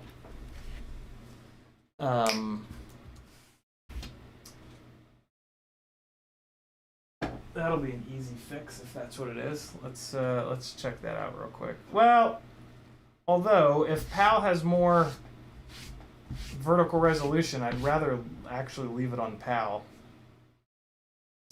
Yeah, fuck it. I'll just change the OSD to PAL, which I think I already did, but I might have not hit save. So let's take a quick look.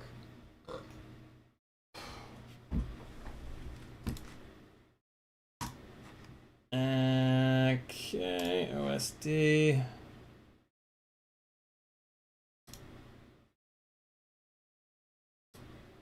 Move this. I'm gonna fucking move everything if I'm gonna leave it on PAL, which is annoying, but not the end of the world. Okay. All right. Okay. All right. This is so annoying. Okay. It's worth it though to be able to get the actual full OSD. I still think you can't get the full SD on any of the digital stuff, even SharkBite. I could be wrong about that. All right, let's see. Get this guy unplugged. Grab an battery. And let's see what the OSD be looking like. Well, I mean, let's see if the OSD exists, I should say.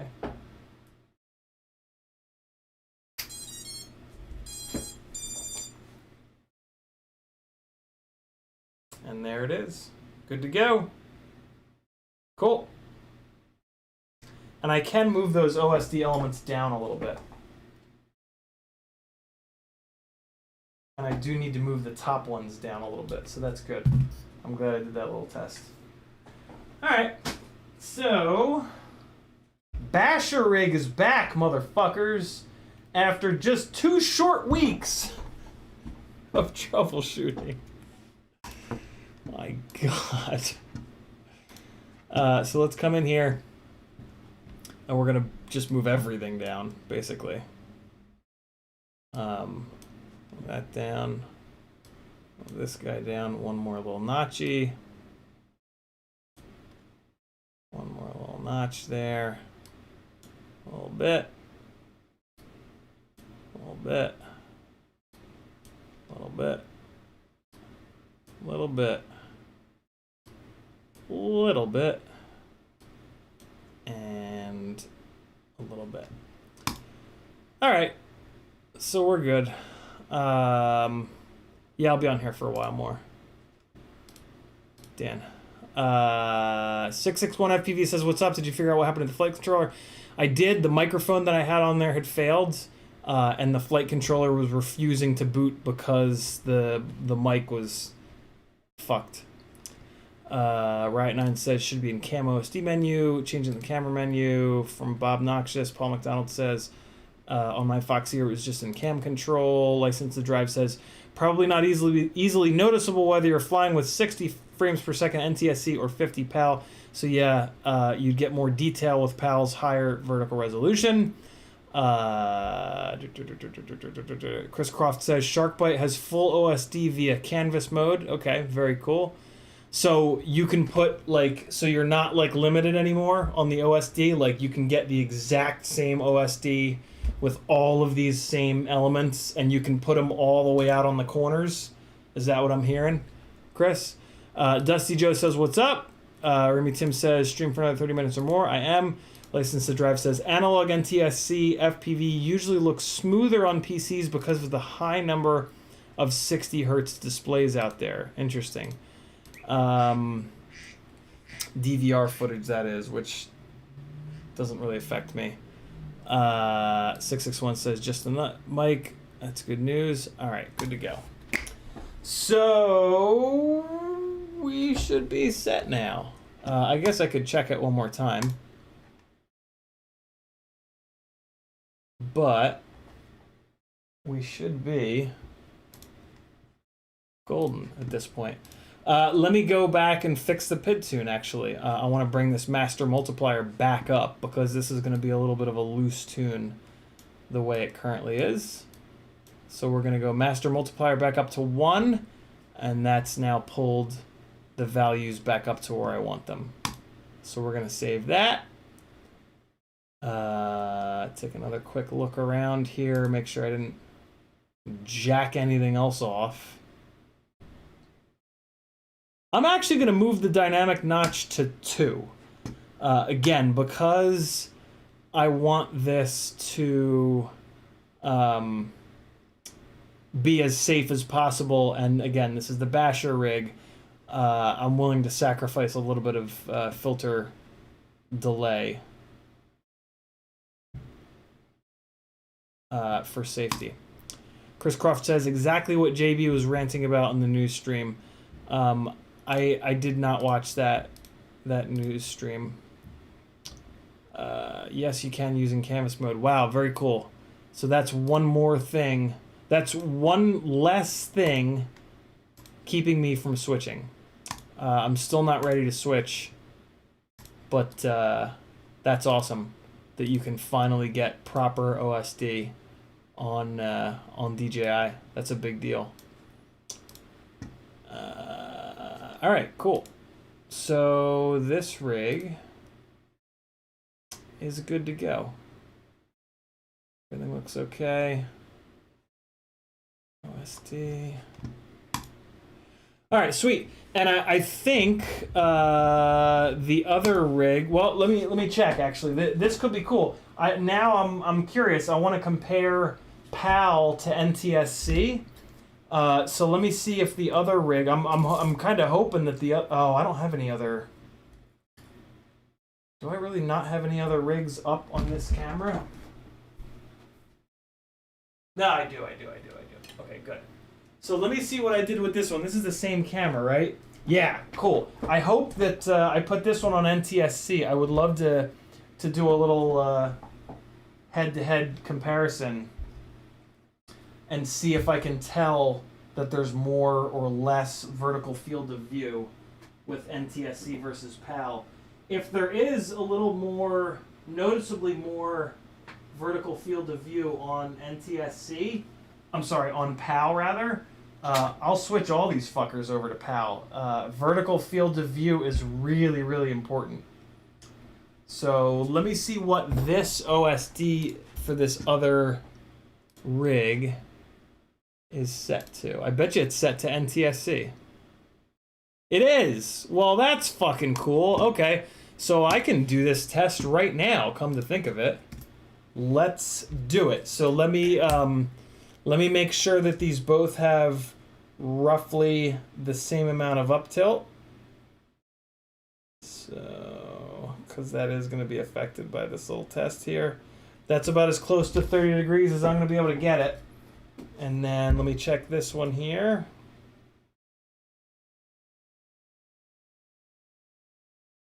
That's about as close to 30 degrees as I'm going to get it. Okay, so here's what I'm going to do. I'm going to line up the back of the rear arms with the side of this mat here. And then I'm going to line the center line of the quad up with these little orange squares here. Okay, I'm going to put power to this rig. I'm going to put the goggles on. I'm going to look at what is on the very bottom of my view, what is on the very top of the view, and then I'm going to switch the quads. I'm going to put it in the same spot, and we're going to see if I can notice a difference. So let's proceed with the extremely unscientific testing here. And I am going to throw a couple of rags over the propellers just in case the rig goes bananas. Alright, let's see.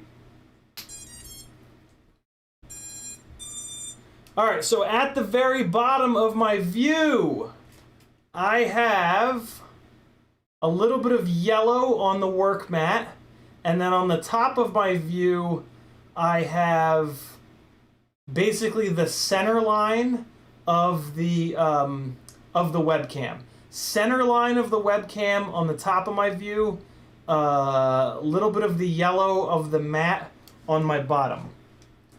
So now I'm going to swap it out.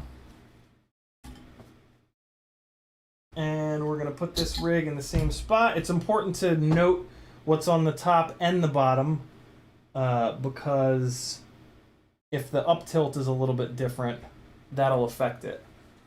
Rag over the props. And doing this as quick as I can so I don't forget what that looked like.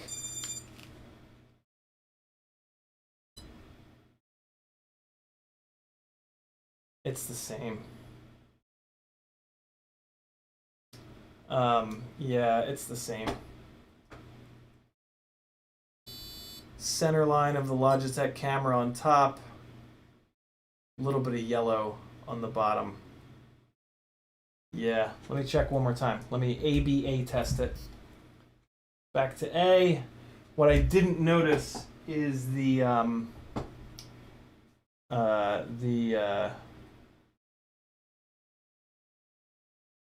where the rapid fire OSD. The rapid fire OSD was covering up some of the webcam at the top. Yep, no, it's the same. Same vertical field of view between the two. Or, I mean, if there is a difference, it's so subtle that it doesn't really matter.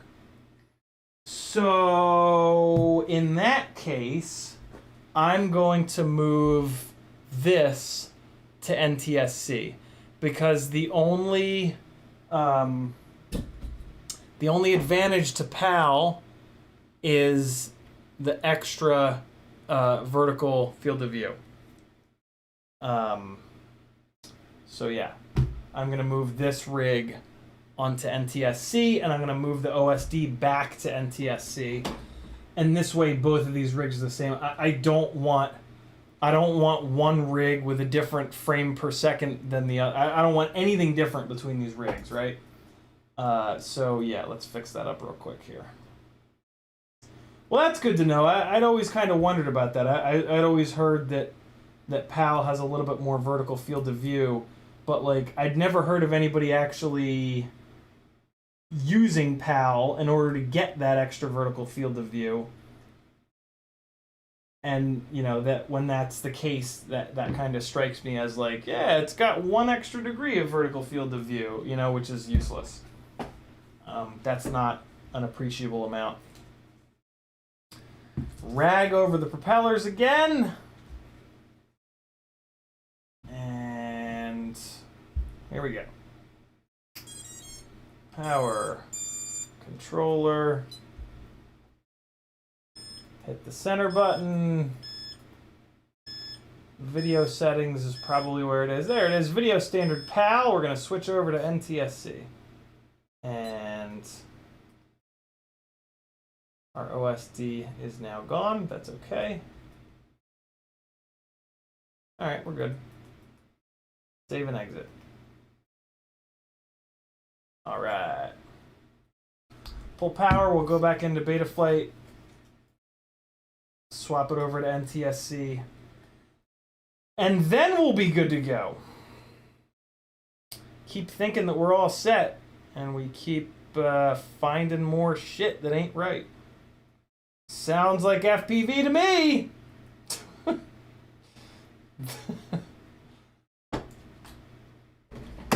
Okay, let's power these guys off and plug in one more time. I really don't like that this flight controller uses the new USB-C, because now I have to have 2 different goddamn USB cables, but could be worse. Beta flight configurator. Connect, OSD, NTSC, save. Oh, fuck. Look at the OSD. It's all fakakta. Are you kidding me? Come on now. Man, what the fuck? If I turn these off and on, will they go back to like the center line? Nope. God damn it. It's hard to tell where the it's hard to get shit centered sometimes. Man, this is annoying as hell. Alright. This goes over here somewhere. This goes up above it. This goes down the bottom. I think on NTSC I can't put stuff all the way down. I think that's too low. So I gotta keep it up by one little bit here.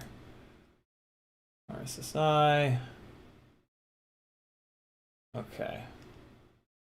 I think I actually got it all right on the first hit there. Maybe I need to move this warning over by 1. Not that it really matters all that much, but... Alright, there we go. I think that's roughly centered. MAH used, individual cell voltage, throttle position. Cool. Alright, that should be good. Now we're good to go. Jesus. Fuck, man. Sometimes this is just how it goes in this hobby. A lot of people quit because of it. Those of us that don't quit, this is why we make the big bucks. This is why someday we might make the big bucks. it's yeah, it ain't no picnic when you tell people that you build these things from scratch and they're like, oh my god, well, you know, I typically go like, oh, it's not that hard, blah, blah, blah, blah, blah. But it is hard.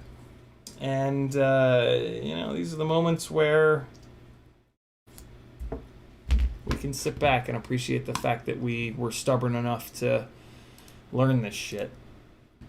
Alley-oop is in the house. License to Drive says one factor in the clarity of the picture between PAL and NTSC could be the actual resolution of the sensor, because one of both of the display modes will be resized from the sensor image. That's interesting. PAL and NTSC pixel aspect ratios aren't 1:1. Huh. Dusty Joe says, on the OSD, is auto the wrong route to go or manually choose? Auto is probably fine. I've always just clicked it over to NTSC.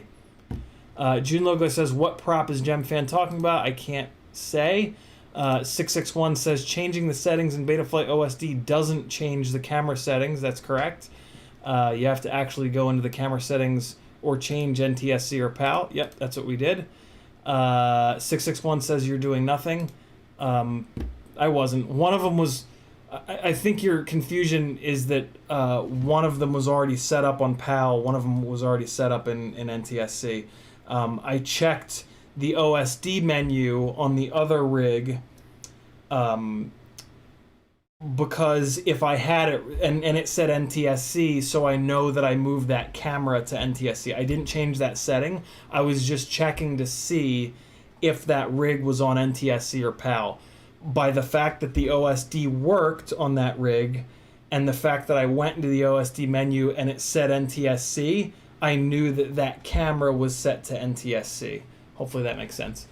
661 says, we got that. License to Drive says, PAL does have more vertical pixels, but most cameras resize the sensor image to that of 720 by 576 PAL or 720 480 NTSC. If it were cropped instead of resized, then yes, PAL would have more FOV.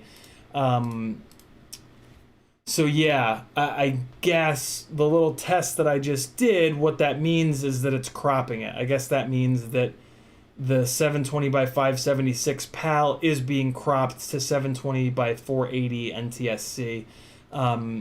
The reason that I did that test is because that test is like the end all be all, right? Like the one camera was on PAL, the other camera was on NTSC. I don't have any kind of cropping in my goggles or anything like that. So just plugging them in and just looking at the vertical field of view, if there's no difference between the two of them, like kind of, it doesn't matter what technological wizardry is going on. I'm not getting more field of view with the one camera that's set to PAL. So yeah, with these particular cameras on my goggles, there is no difference. So fuck it, I'd rather run NTSC. Family Giver says, or should I say lunch, technically. I made money doing a search and rescue today with my drone looking for a lost dog. Found him. Nice. That's super cool, Family Giver. Fuck yeah. All right, cool. Tom's Lazy says, PAL over NDSC for OSD clarity. Higher resolution in PAL allows slightly sharper and clearer text display on the screen. NTSC's for slightly... NTSC for the slightly higher frame rate. It helps with smoother FPV video playback. Yeah, I'll take the higher frame rate of NTSC in this case. I don't really need the OSD to be any sharper. That's interesting. That's a good point, Toms. If for some reason you guys are having trouble reading your OSD because it's not sharp enough, switching over to PAL will give you a little bit more, a couple more pixels in theory. In theory. Nah, maybe not in theory. The reason why I say in theory is because if that was the case, why didn't I have any... whatever. Doesn't matter. Something you can try. Cool. Alright, so that rig is finally off the workbench and could go back up on the wall momentarily. I'll take this out. Maybe I'll go out and fly it tomorrow and probably blow it up again, and it can come right back to the bench for more repairs. Maybe not. But there's always a pretty good chance that every time I go out and fly, everything will be broken by the end of the session. License to Drive says, one final point to note, higher frame rate equals lower visual latency, and that is exactly why I will take the higher frame rate of NTSC over PAL. Yeah. Chris Rosser has made some really good videos talking about the video systems on these rigs, and that's one of the things that he's talked about a bunch, which I actually didn't realize, to be completely honest. So, what the hell are we gonna work on next? Oh hey, I took the Insta360 Go 2 back to Best Buy today, and so it's different. I had to repurchase the entire protection plan, which is different. With GoPros, I think because they're in stock in the stores for some strange reason, they give me like $3 back when I bring them a broken GoPro, and they give me a new one. And I've never like questioned them on it. But yeah, with the Insta360 Go 2, I didn't. I had to rebuy the $35 protection plan, and they're going to be shipping me a replacement Insta360 Go 2. That sucks. With how easily the Insta360 Go 2 blew up last week, $35 per medium crash is a bit much. So I think that the run cam hybrids are the way to go. I don't know. Maybe the Insta360 Go 2 will absolutely blow me away, but I doubt it. The run cam hybrids are what blow me away. And they're lighter weight, and they're fully enclosed inside of the chassis and protected. So, not looking good for the Insta360 Go 2, but I mean, not being able to fly that on hardcore freestyle basher micros is not the end of the world. Yeah. It's I'll still use it if I break it one more time and it's on like a non-vicious crash. I'll do it again. I'll get a third one, and it'll just be for cinematic stuff on 75 millimeter motor-to-motor whoops and 2-inch propellered whatevers. And that's fine. That's fine. Dusty Joe says, love the streams, learn something new every time. Thanks, dude. You're certainly welcome. Perfect time for hat work. Oh, not yet. Soon. License to Drive says PAL equals new frame every 20 milliseconds. NTSC equals new frame every 16.66 milliseconds. That's a big difference. Jesus. B-Man says, what's up? 2 weeks to get my Hero 8 fleet back. The send away shit sucks. Oh, your Best Buy force. It sucks, dude. Remy Tim says, I've always had to rebuy the $40 protection plan with the GoPros. Yeah, I did at first, but then at some point, I don't know why, but they started giving me $3 back. And I was like, okay, just gonna shut my fucking mouth and take my $3 every time. BeepTube says, ruined my friendship with a decade-long best friend over a week ago. I think I remember you mentioned that, BeepTube. Seems like I'll never hear from her again. I'm so destroyed. Worst week of my life. BeepTube.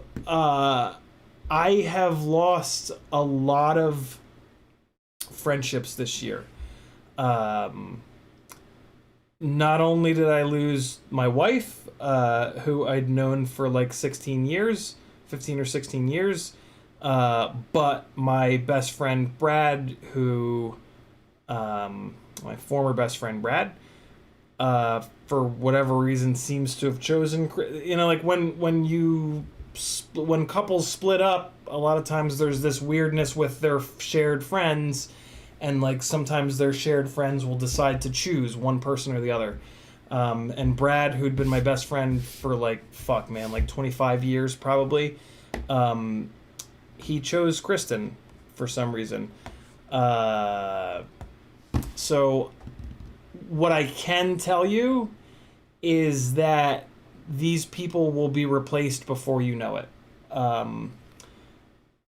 For me, it took like a couple months.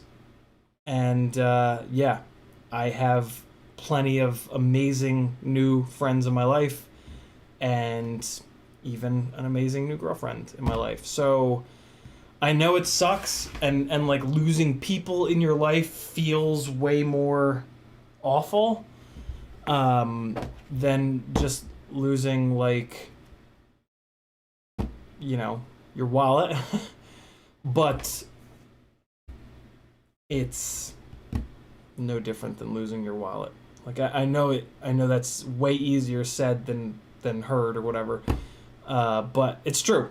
It's true. There's lots of amazing people, and you'll find more, a space in your life for another amazing person has potentially just opened up. Now you just have to be open to that. You have to be open to, a new person coming into your life, and you got to put yourself out there. You got to, yeah. And maybe they'll come back to you. Maybe they won't. And maybe that's a good thing, right? Like, maybe, for me, like with all this change, it's been just an opportunity to move on and to find new people, explore new things in life. Yeah, just move on. And that's not a bad thing. It's a hard thing. It's hard to let go of all the work that you've put in and all the comfort that you've had in your old life. But we're only here once, and just like things staying the same, like it's very comfortable and it's very whatever, but it's nice to get kind of forced in, and like we have a tendency to not change, right? Like, because in the words of Garth Algar, we fear change, right? So, shit, like life has a way of forcing you to change, and to hold on to the old whatever, yeah, I don't know. Again, way, way, way easier said than done. But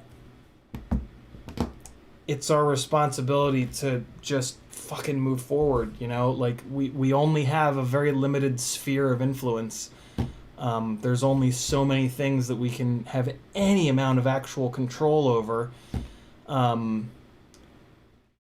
And yeah, one of the big life lessons for me this year has been to just give up control.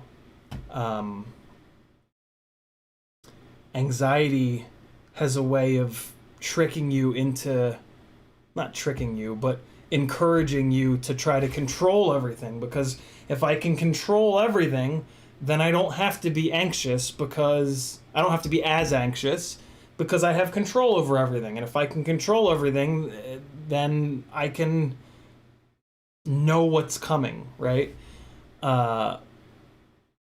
So so it's hard. It's hard to relinquish control, and it's hard to have this like philosophy of like, hey, the universe is gonna take care of me, good or bad. But I think it's really important to have that approach, and I think that life has a way of reminding us of that, and we just have to do the hard thing and just float a little bit more through life.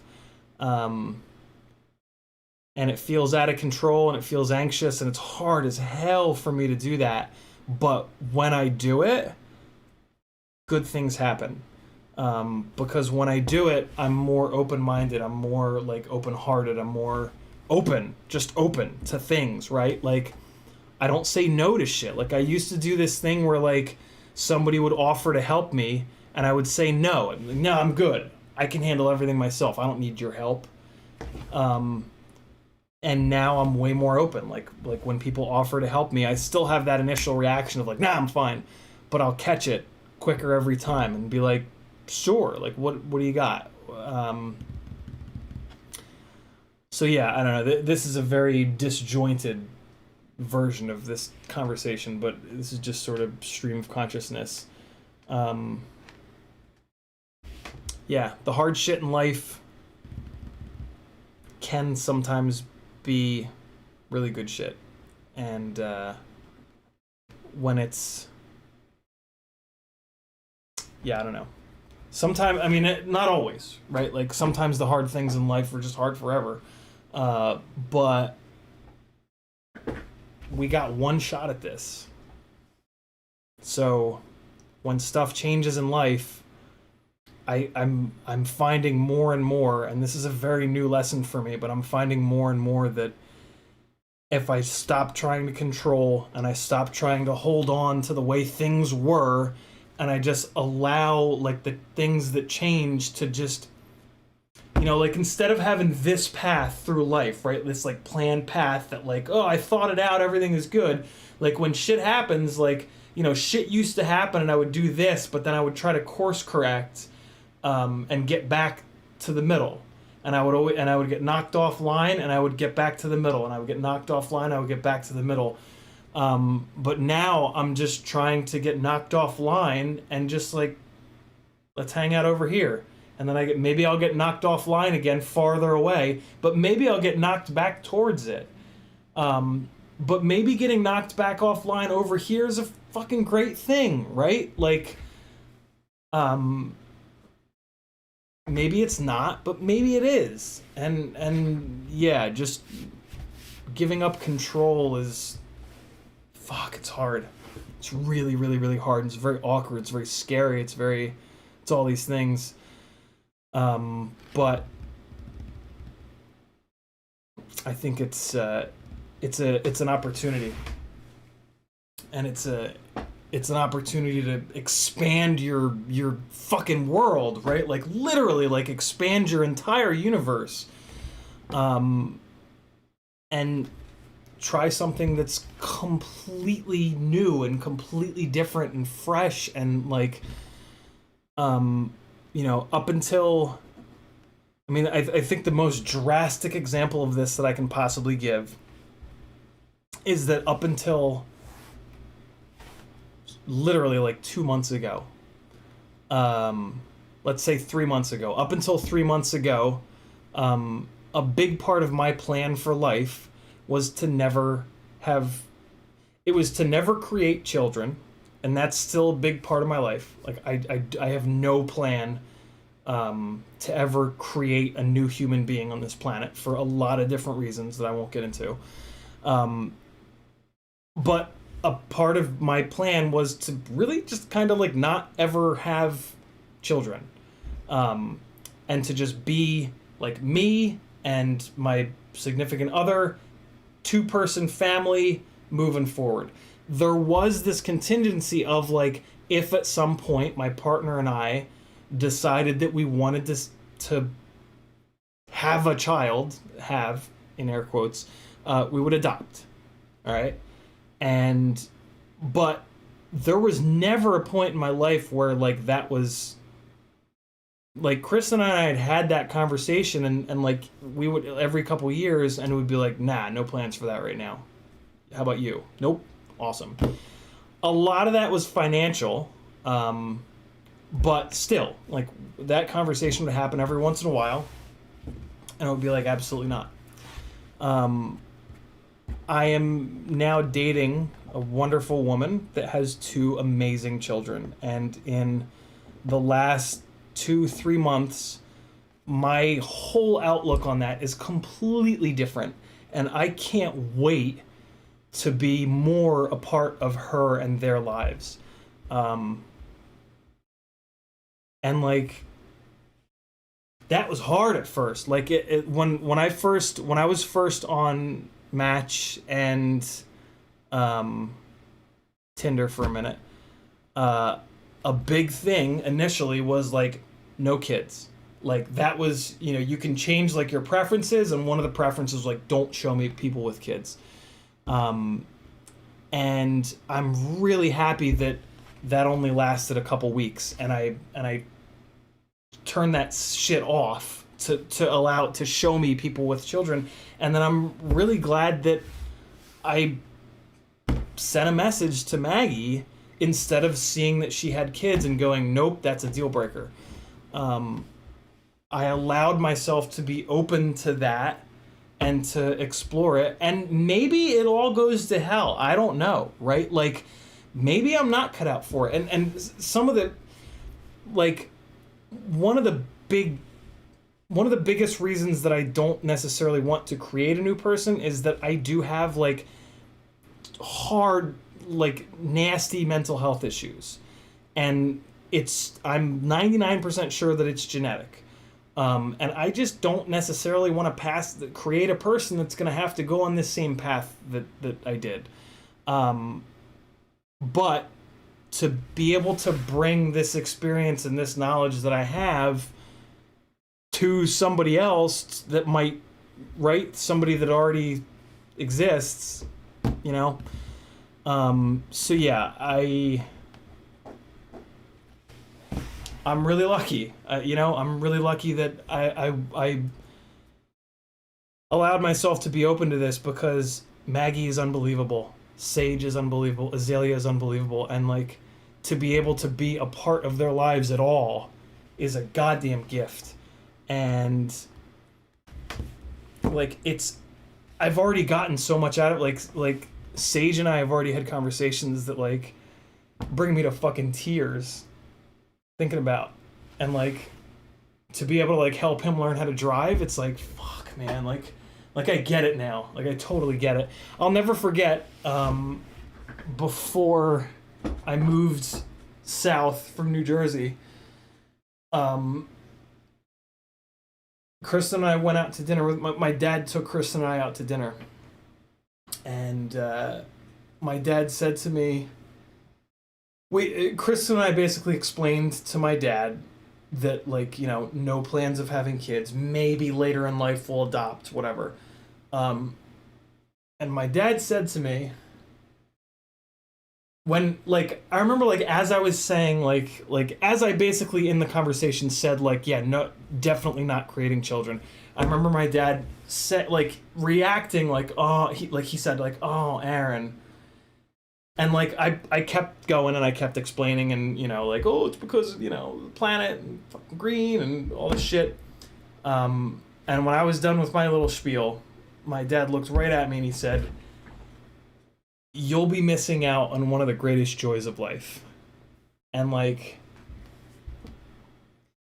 that shit makes me really emotional, because he was talking about me, and that's pretty rad, right? Like that's pretty unbelievable to have your parent say that to you. And I remember when he said, like, him saying that, I remember being like, fuck, he's right. Like, he's right. And now I get it. Now, like I really, even just in like a couple passing interactions, like I totally get that. And yeah, it's I'm sure it's going to be hard as fuck. And I'm sure that it'll change my life. And I'm sure that it might trigger my anxiety and my depression worse than ever before. Hopefully not, but maybe. But it's... fuck it. Right? Like, let's go. Let's see what happens. Plenty of people more fucked up than me have been able to make it work, right? Why can't I?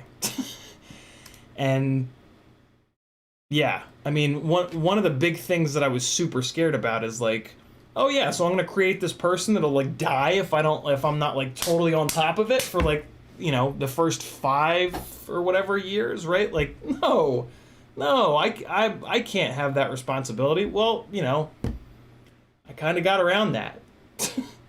Neither of Maggie's kids are that young. They're both, one of them's a teenager, the other one's almost a teenager. Teenage years are, of course, no picnic, but at least for the most part, it's not like, oh, I dropped the damn thing and they died. You know? Like, sounds horrible coming out of my mouth, but yeah, I don't know. But like, getting back to the original point, yeah, big changes in life are very, very difficult. Very, very scary. But I really try hard now to look at them, to take a bunch of big ass steps back and just look at it as an opportunity. And that shit's not easy. It'll never be easy, but it's kind of the way you need to look at it, right? Because like, you can't fucking go back in time. You can't control everything. So yeah, you gotta grieve. You know, it's okay to grieve. It's okay to feel horrible. It's okay to be angry. It's okay to be whatever you're gonna be. But it's a waste of time to try to control some shit that you can't control, and try to bring yourself back to the center. If the fucking universe is pushing you off to the side here, see what the fuck is going on over here. Maybe there's some cool shit going on over here. And maybe it's gonna make you uncomfortable. It's probably gonna make you uncomfortable, but like, every huge life change that I've ever had has made me extremely uncomfortable, and a lot of them have been amazing.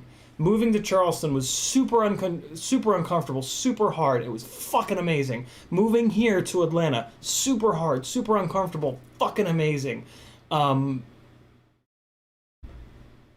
After, like, saying to Kristen, I think it's time that you leave, super hard.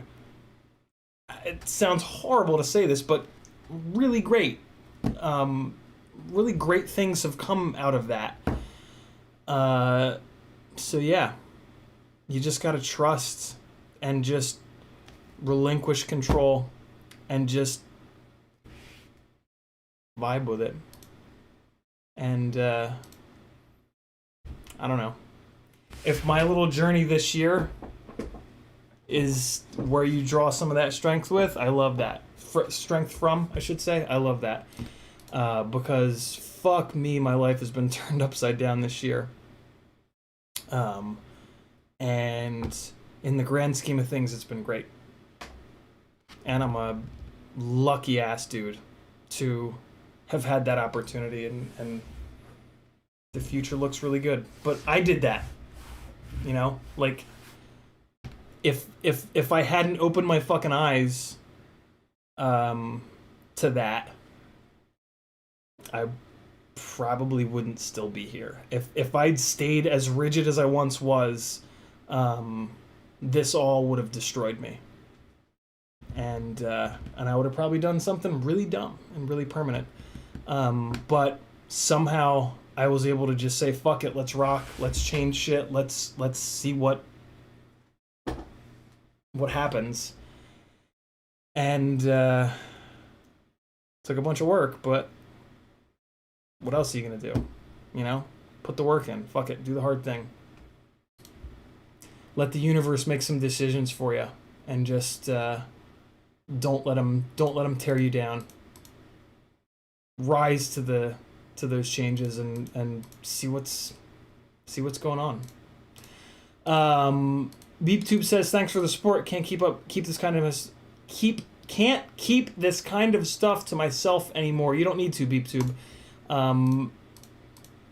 I've said it before, one of the very few shitty things about being white men, well, just men, let's say, is that, especially people in our age bracket, we've been conditioned in the 80s and the 90s to think that we can't talk about this kind of shit. And that's nonsense. That's absolute nonsense. We have to talk about this kind of shit. Holding it inside is not the answer.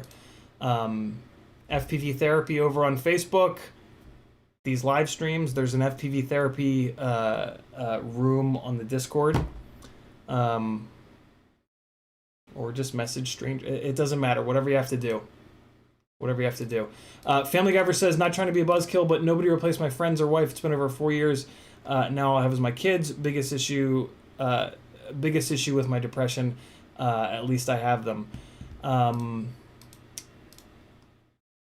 Yeah, I mean, that's certainly the other side of it. I guess the only thing I can say is that you've just got to work your ass off to replace them. Like, nobody else is going to do it for you. Again, I know that's easier said than done. But, yeah. The universe has given you the opportunity to find somebody new. And that shit ain't easy. But maybe you find somebody that's 10 times cooler. Maybe you find your actual soulmate. It is really early to be saying stuff like this, but I don't know. Maggie and I are a very unique mix, and I didn't really think that it could be like this. I didn't think it could be this good. That could absolutely be the huge fucking deluge of oxytocin when you meet a new person and you start a new relationship and all that. But both of us are pretty eyes open to that, and we're both kind of like, this seems like it's more than that. Just a lot of similarities, a lot of things that we connect, levels that we connect on that I didn't think that I could connect on with another human being. Could totally be just the love goggles. Maybe not. Right? You ever meet a couple that has been together forever and they're just like, you feel like they're as in love as they were on day one? Maybe that's what I have right now. Maybe that's what you'll have with the next person that you meet, Family Guy. I don't know. But I can tell you it ain't easy. Like, you got to be willing to put the work in. You got to be, and that's hard, and mental illness makes that even harder. But it's kind of the only way. Like, what else are you gonna do? So just do it. Again, way easier said than done. BeepTube says, in my more reasonable moments when I'm not crying, I feel hopeful. That's good. Yeah, that's good. You just gotta do it, man. I wish I had some secret to, and I struggle with, I mean, Christ, in talk therapy today, actually, my entire session was just talking about a lack of motivation that I've been feeling lately. And it's hard as fuck. But, like, you just have, like, there's just no other way, you know, like, at the end, like, when I really sit down and in those moments, it's like, well, fuck, I have to. There's no other option. Just not doing it is just not an option.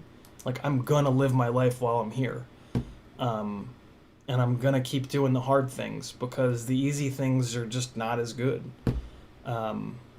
But I definitely don't have a total, I don't have a great handle on it myself.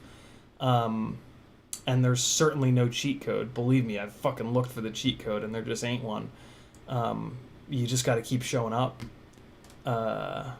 whatever that looks like for you.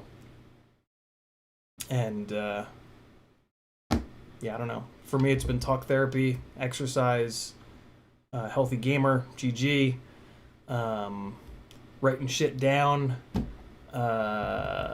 surrounding myself with people that lift me up rather than tear me down, removing people from my life that either actively try to tear me down or just for whatever reason I tear myself down when I'm watching them. Like I've had to like unsubscribe from YouTube channels, for example, that like when I would watch them they just wouldn't make me feel good.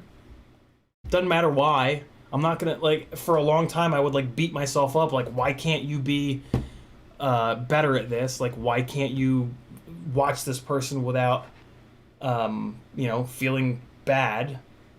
And eventually I was like, well, what the fuck does that matter? Like, just done. There's certain things that you can fix about yourself, but there's certain things that just, like, I'm trying to fix a lot of shit about myself all at once. It's easier just to take one of those things off my fucking plate and then maybe I can come back to it later. So yeah. B-Man says I'm such a creature of habit and I wish I wasn't. It makes for streamlining my life, but maybe it wouldn't make it seem so fast. Yeah, I think human nature is to look for patterns and to get into a pattern and get into a rhythm. So it's hard to break that. But if you're not 100% happy with every single thing in your life, I think it's worth it to try to break out of that, right? Even if you are 100% happy with everything in your life, I still think there's a lot of value to breaking out of and just not being in the same thing every day. Could be wrong though. What do I know?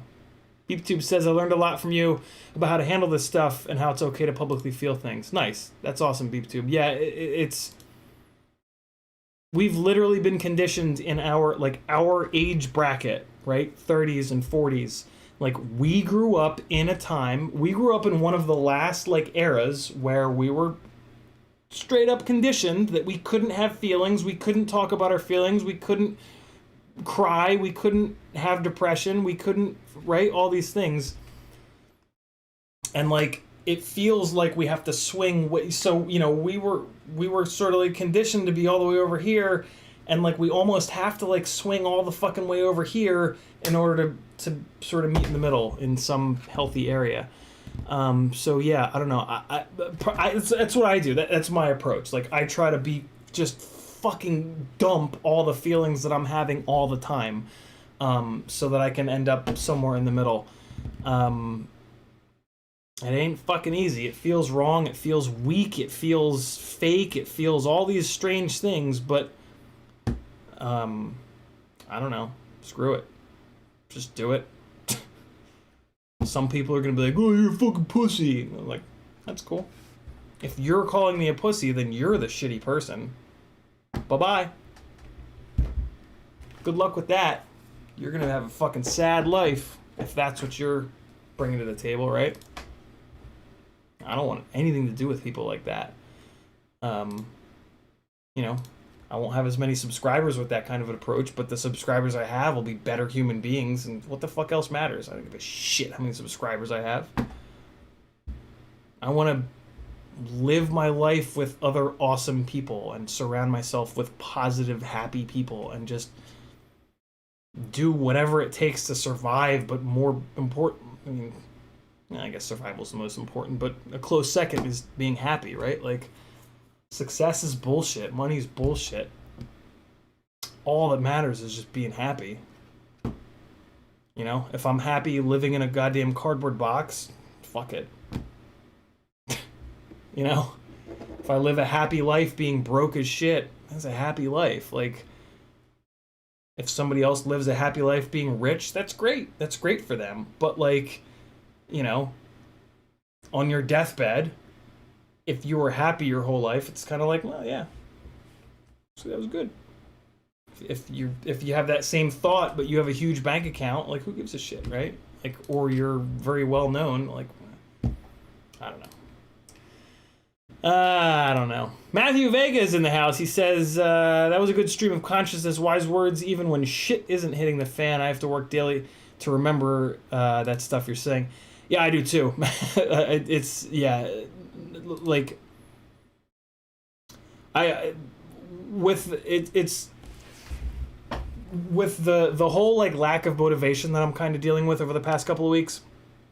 I think the closest thing that my talk therapist Sean and I could kind of get to it is that I was pushed into a lot of the change, right? Like, things happened in my life outside of my control that pushed me to have to change a million things about myself, and that's fucking motivation. So that, it's just like, hit me in the fucking face. It's like, you have to fucking do this, you have to do that, you have to do this, you have to do that, or you're gonna fall into a deep, dark hole of depression. And last year, you got to see how deep and dark that fucking hole is, and it's pretty goddamn deep, right? So life shoved me into having to have this motivation, right? Lately, so, and now, like, lately, all of a sudden, I have an amazing relationship that makes me very, very happy. Work is going really well. So there's not that huge wall of motivation, like, shoving me in and, like, giving me all this motivation. So, like, now I'm kind of in this place where, like, on like, yesterday, for example, I can wake up and just sit on the goddamn couch all day, watching TV, playing video games, whatever, and, like, that's fine. And there's no real super strong motivation anymore to push myself past that, to leave the house and go do yoga, to go whatever. So now I have to create that. I have to, like, you know, like, I don't have this external force that's pushing me. So now it's got to come from within. And, like, as Sean said, like, yeah, well, you're in it now. Like, now's the hard part. So this will be interesting. But, yeah, I don't know. It's hard. And it seems like it's about to get harder. But, like, what am I gonna? I can't. And so one of the things that's come out of this, right, is now, like, I'm afraid. I have this fear that's kicking up now. I have this fear that, like, the old me, right, for 39 years is gonna come back, and I'm gonna be more lazy, and I'm not gonna be as attentive in this relationship, and all these things. So that triggers a shitload of fear in me. But, like, here's the thing, like, I'm not gonna do that because, like, I was not happy, and, like, now I am. So, like, maybe it takes me another couple weeks to figure out how to generate my own motivation, but, like, I know that I will be able to do that because I'm happier. Like, I am way happier, I'm way more productive, I'm way more successful, but at the end of the day, I'm happier. Like, I am happier when I exercise. I am happier when I meditate. I am happier when I do all of these fucking things that this external force has pushed me into doing. And I trust myself that I know that, and I will make that shit happen. And it's okay if I didn't make that happen yesterday or the day before or last week or the week prior. I'll find a way to create that motivation and to continue to do those things. If that requires me to keep going to talk therapy every other week now, I'm actually off of every week and now I'm every other week, forever, till the dawn of time, it's fine. Okay. Right? Who gives a shit? $280 a month for talk therapy every other week for a reminder that I need to do that myself? Fuck yeah. Sign me up for that shit. Absolutely. To live a better life, to be happier, to you know, whatever it takes. Absolutely whatever it takes. BeepTube says, I don't want to steer the conversation too far away from FPV, but I really just value your input. No, this is, these streams are so much more than FPV. The people that reach out to me that are like, dude, you know, you really made an impact on me, are never people that say, you really made an impact on me. Now I know how Betaflight 4.3 works. Like, that never happens, right? Those people that reach out say, hey man, I was in a really dark place. Hearing you talk about depression changed everything for me. And those are the messages that I remember. That's the shit that matters. Like, FPV is fun and all, but I mean, no. One of the reasons why I choose to continue to live stream rather than doing edits like everybody else that would probably get me more subscribers and more success and shit like that is that we can sit here and talk about this shit. And yeah, I don't just want... Yeah, there's just more to life. There's just more to life than FPV. I hate to admit it, guys. I know this seems nuts, but there is more to life than FPV. And, like... people have told me that I've helped them. Not many people have told me that I've harmed them.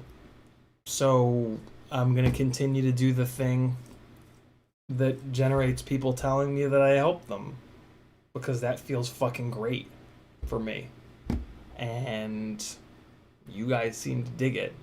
What the fuck else matters?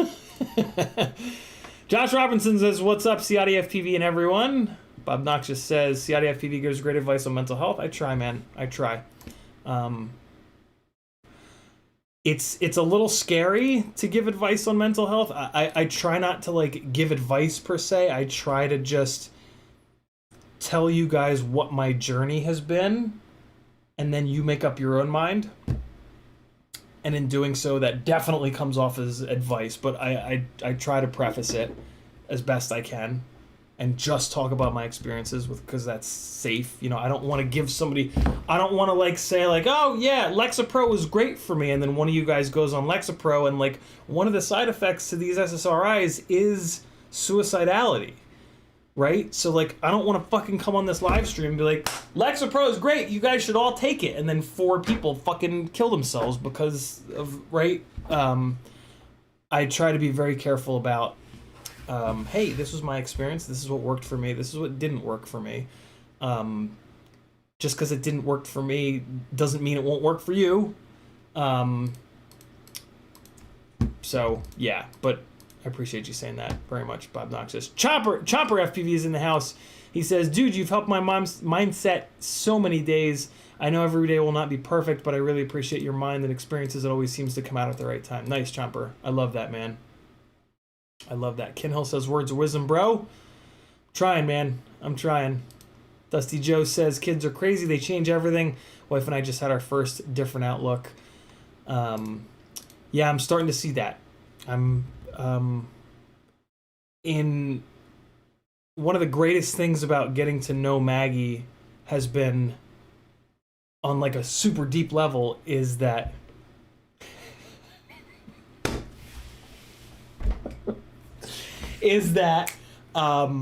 I've gotten to know someone who has raised 2 human beings. And, like, I've had friends and, like, had conversations with people that have had kids, and, like, I get that, but this is totally different, right? Like, a relationship is completely different. You really, really, really get to know, and, like, shit, the strength and the like, the one thing that blows me away the most is just the responsibility and just the getting to see that, like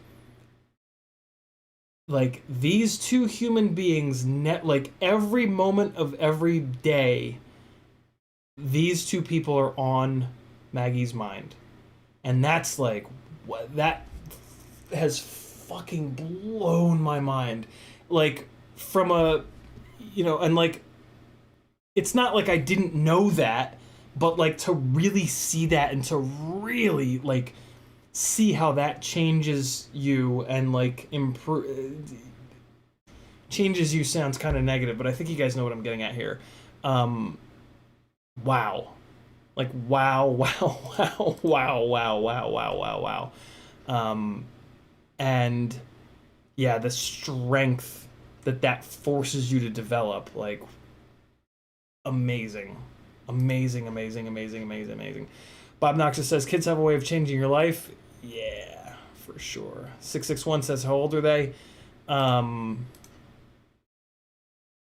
know if anybody would really care. 15 and 11. I'm gonna be, for the record, I'm gonna be very selective with what I do and don't tell you guys about this. I don't know what, my tendency is just to fucking vomit everything all the time. But this is a little bit of a different situation here, so I'm gonna be a little bit more withholding when it comes to shit with Maggie's family. Until I'm a true part of that family. And then maybe even when I'm a part of that family. I don't know. I don't necessarily want to put somebody else's shit up on the internet. You got to be a little careful with what you put on the internet, because the internet's forever. So I'm going to be a little more withholding about this kind of stuff, for the record. Scrolling back up on chat, BeepTube says, you really cheer me up, dude. Thanks, brother. That makes me happy. It really does. Jackalope says, but do they freestyle quads? Not yet. GrizzFPV says, it will be very different. Awesome times, horrible times, but overly happy and unforgettable. 661 says, kids are like FPV. A lot of times it's a complete pain in the ass, but for those few great moments, it's completely worth it. Yeah, I'm starting to kind of see that. I'm starting to see that for sure. And it's, I can't wait. Maybe I'm setting myself up for whatever, but I don't care. I can't wait. It's a part of life that I've had no context on whatsoever, and yeah, I can totally see that the frustration is well worth the great moments. So fuck it, let's go. I'm in. 100% in. License to Drive says, a few years ago I just stopped visiting a friend one day because I've had enough of his bullshit. Very pleased I did now. Yeah. Yeah. It's hard to, people change, right? And to have the same completely different human being in your life for 15, 20, 25 years, that's kind of fucking crazy, right? Like, that's kind of nuts. Like, unless, I mean, like, if that's working for you, that's great, but be open, like, make sure your eyes are open with that, and like make sure that you're not just, there's a lot of pride in being like, oh yeah, I've been friends with the same person for 30 fucking years. Like, there's a lot of pride tied up in that. Like, make sure you're not only doing it because of that. Make sure that, because yeah, it's hard to see the forest for the trees. So if you've got like a gut feeling that like somebody, and I'm not telling you to fucking go and shit on all your best friends, right? Like, people go through bad times and shit like that, but I don't know. Don't ignore your gut. The brain gut connection is mysterious and real. So trust your gut. It'll tend to steer you. I feel like it's safe to say that, like, your gut will steer you in the right direction way more often than it'll steer you in the wrong direction. Whereas overthinking and just thinking through shit with the front of your brain, I think we've all let that get us into trouble, right? Way more often than our gut feeling has gotten us into trouble. Maybe not, but for me, that's certainly true. Family Giver says, I hope so. I've been trying to exercise more. It helps. Exercise is great. Yeah, just doing the hard shit. Just doing something right now. And then next time you think about it, you gotta do something again. It's always the times you don't want to. You just gotta fucking do it. God damn. Tomes Lazy says, time to take a rest now. You're doing hard online more than 2 hours now. Take a rest. Thanks to all. Peace and out. Yeah, it has been a long stream. That's okay. That's okay. I'm a fucking endurance streamer.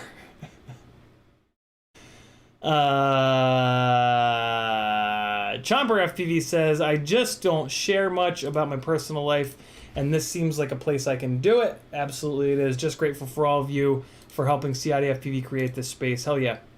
This is always going to be a safe space. I rely on you guys, like, because of the fact that I don't read the whole chat, and I only read the stuff where I'm tagged, I rely on you guys, if somebody's being an asshole, to kind of call them out or to tag me and like let me know. So like keep that in mind, please, especially those of you that have been around for a long time. This is absolutely like FPV therapy over on Facebook, the group. I'm a tyrant. Like I'm a complete Nazi when it comes to like anything negative on that board. And it's like if I see like, yeah, like I'll kick somebody like fucking that. I'm not gonna be that nuts here, but I'm gonna be, yeah, I'll be pretty nuts. Like if I see somebody stepping out of line in the chat here, like you might get like one do-over, but that's it. So for the record, like those of you that are OGs, like call people out like all the fuck you want, or just tag me and be like, yo, this person's being disrespectful, and it'll get dealt with. Because yeah, that's really important to me. Bob Noxious says, pretty sure everyone would agree. We all appreciate and love what you do. Thank you, brother. Much appreciated. B-Man says, as an adult, when you get to see the world through the lens of a child, will straight change the way you look at the world from any age. Yeah, I've begun to kind of a little bit see that, and I'm like, okay. A lot of things that I'd seen from like 20 steps back are coming into 2020 vision for me now. I'm like, wow, okay.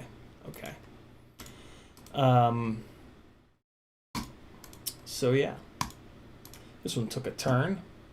Let's edit the title of this stream. So let's change the name of the stream to Workbench Wednesday. Basher Glide is now my bitch. Basher Glide. What do I want to title this? Basher Glide is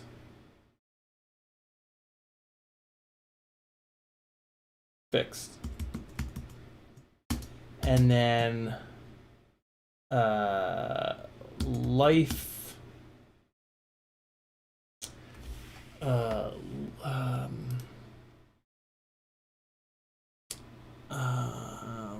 life talks. Life. Pop Knock just says all the assholes are in JB's live stream.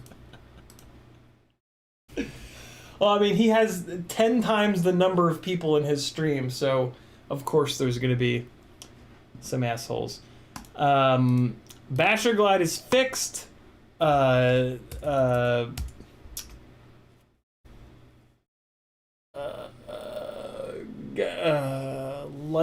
Life talks, life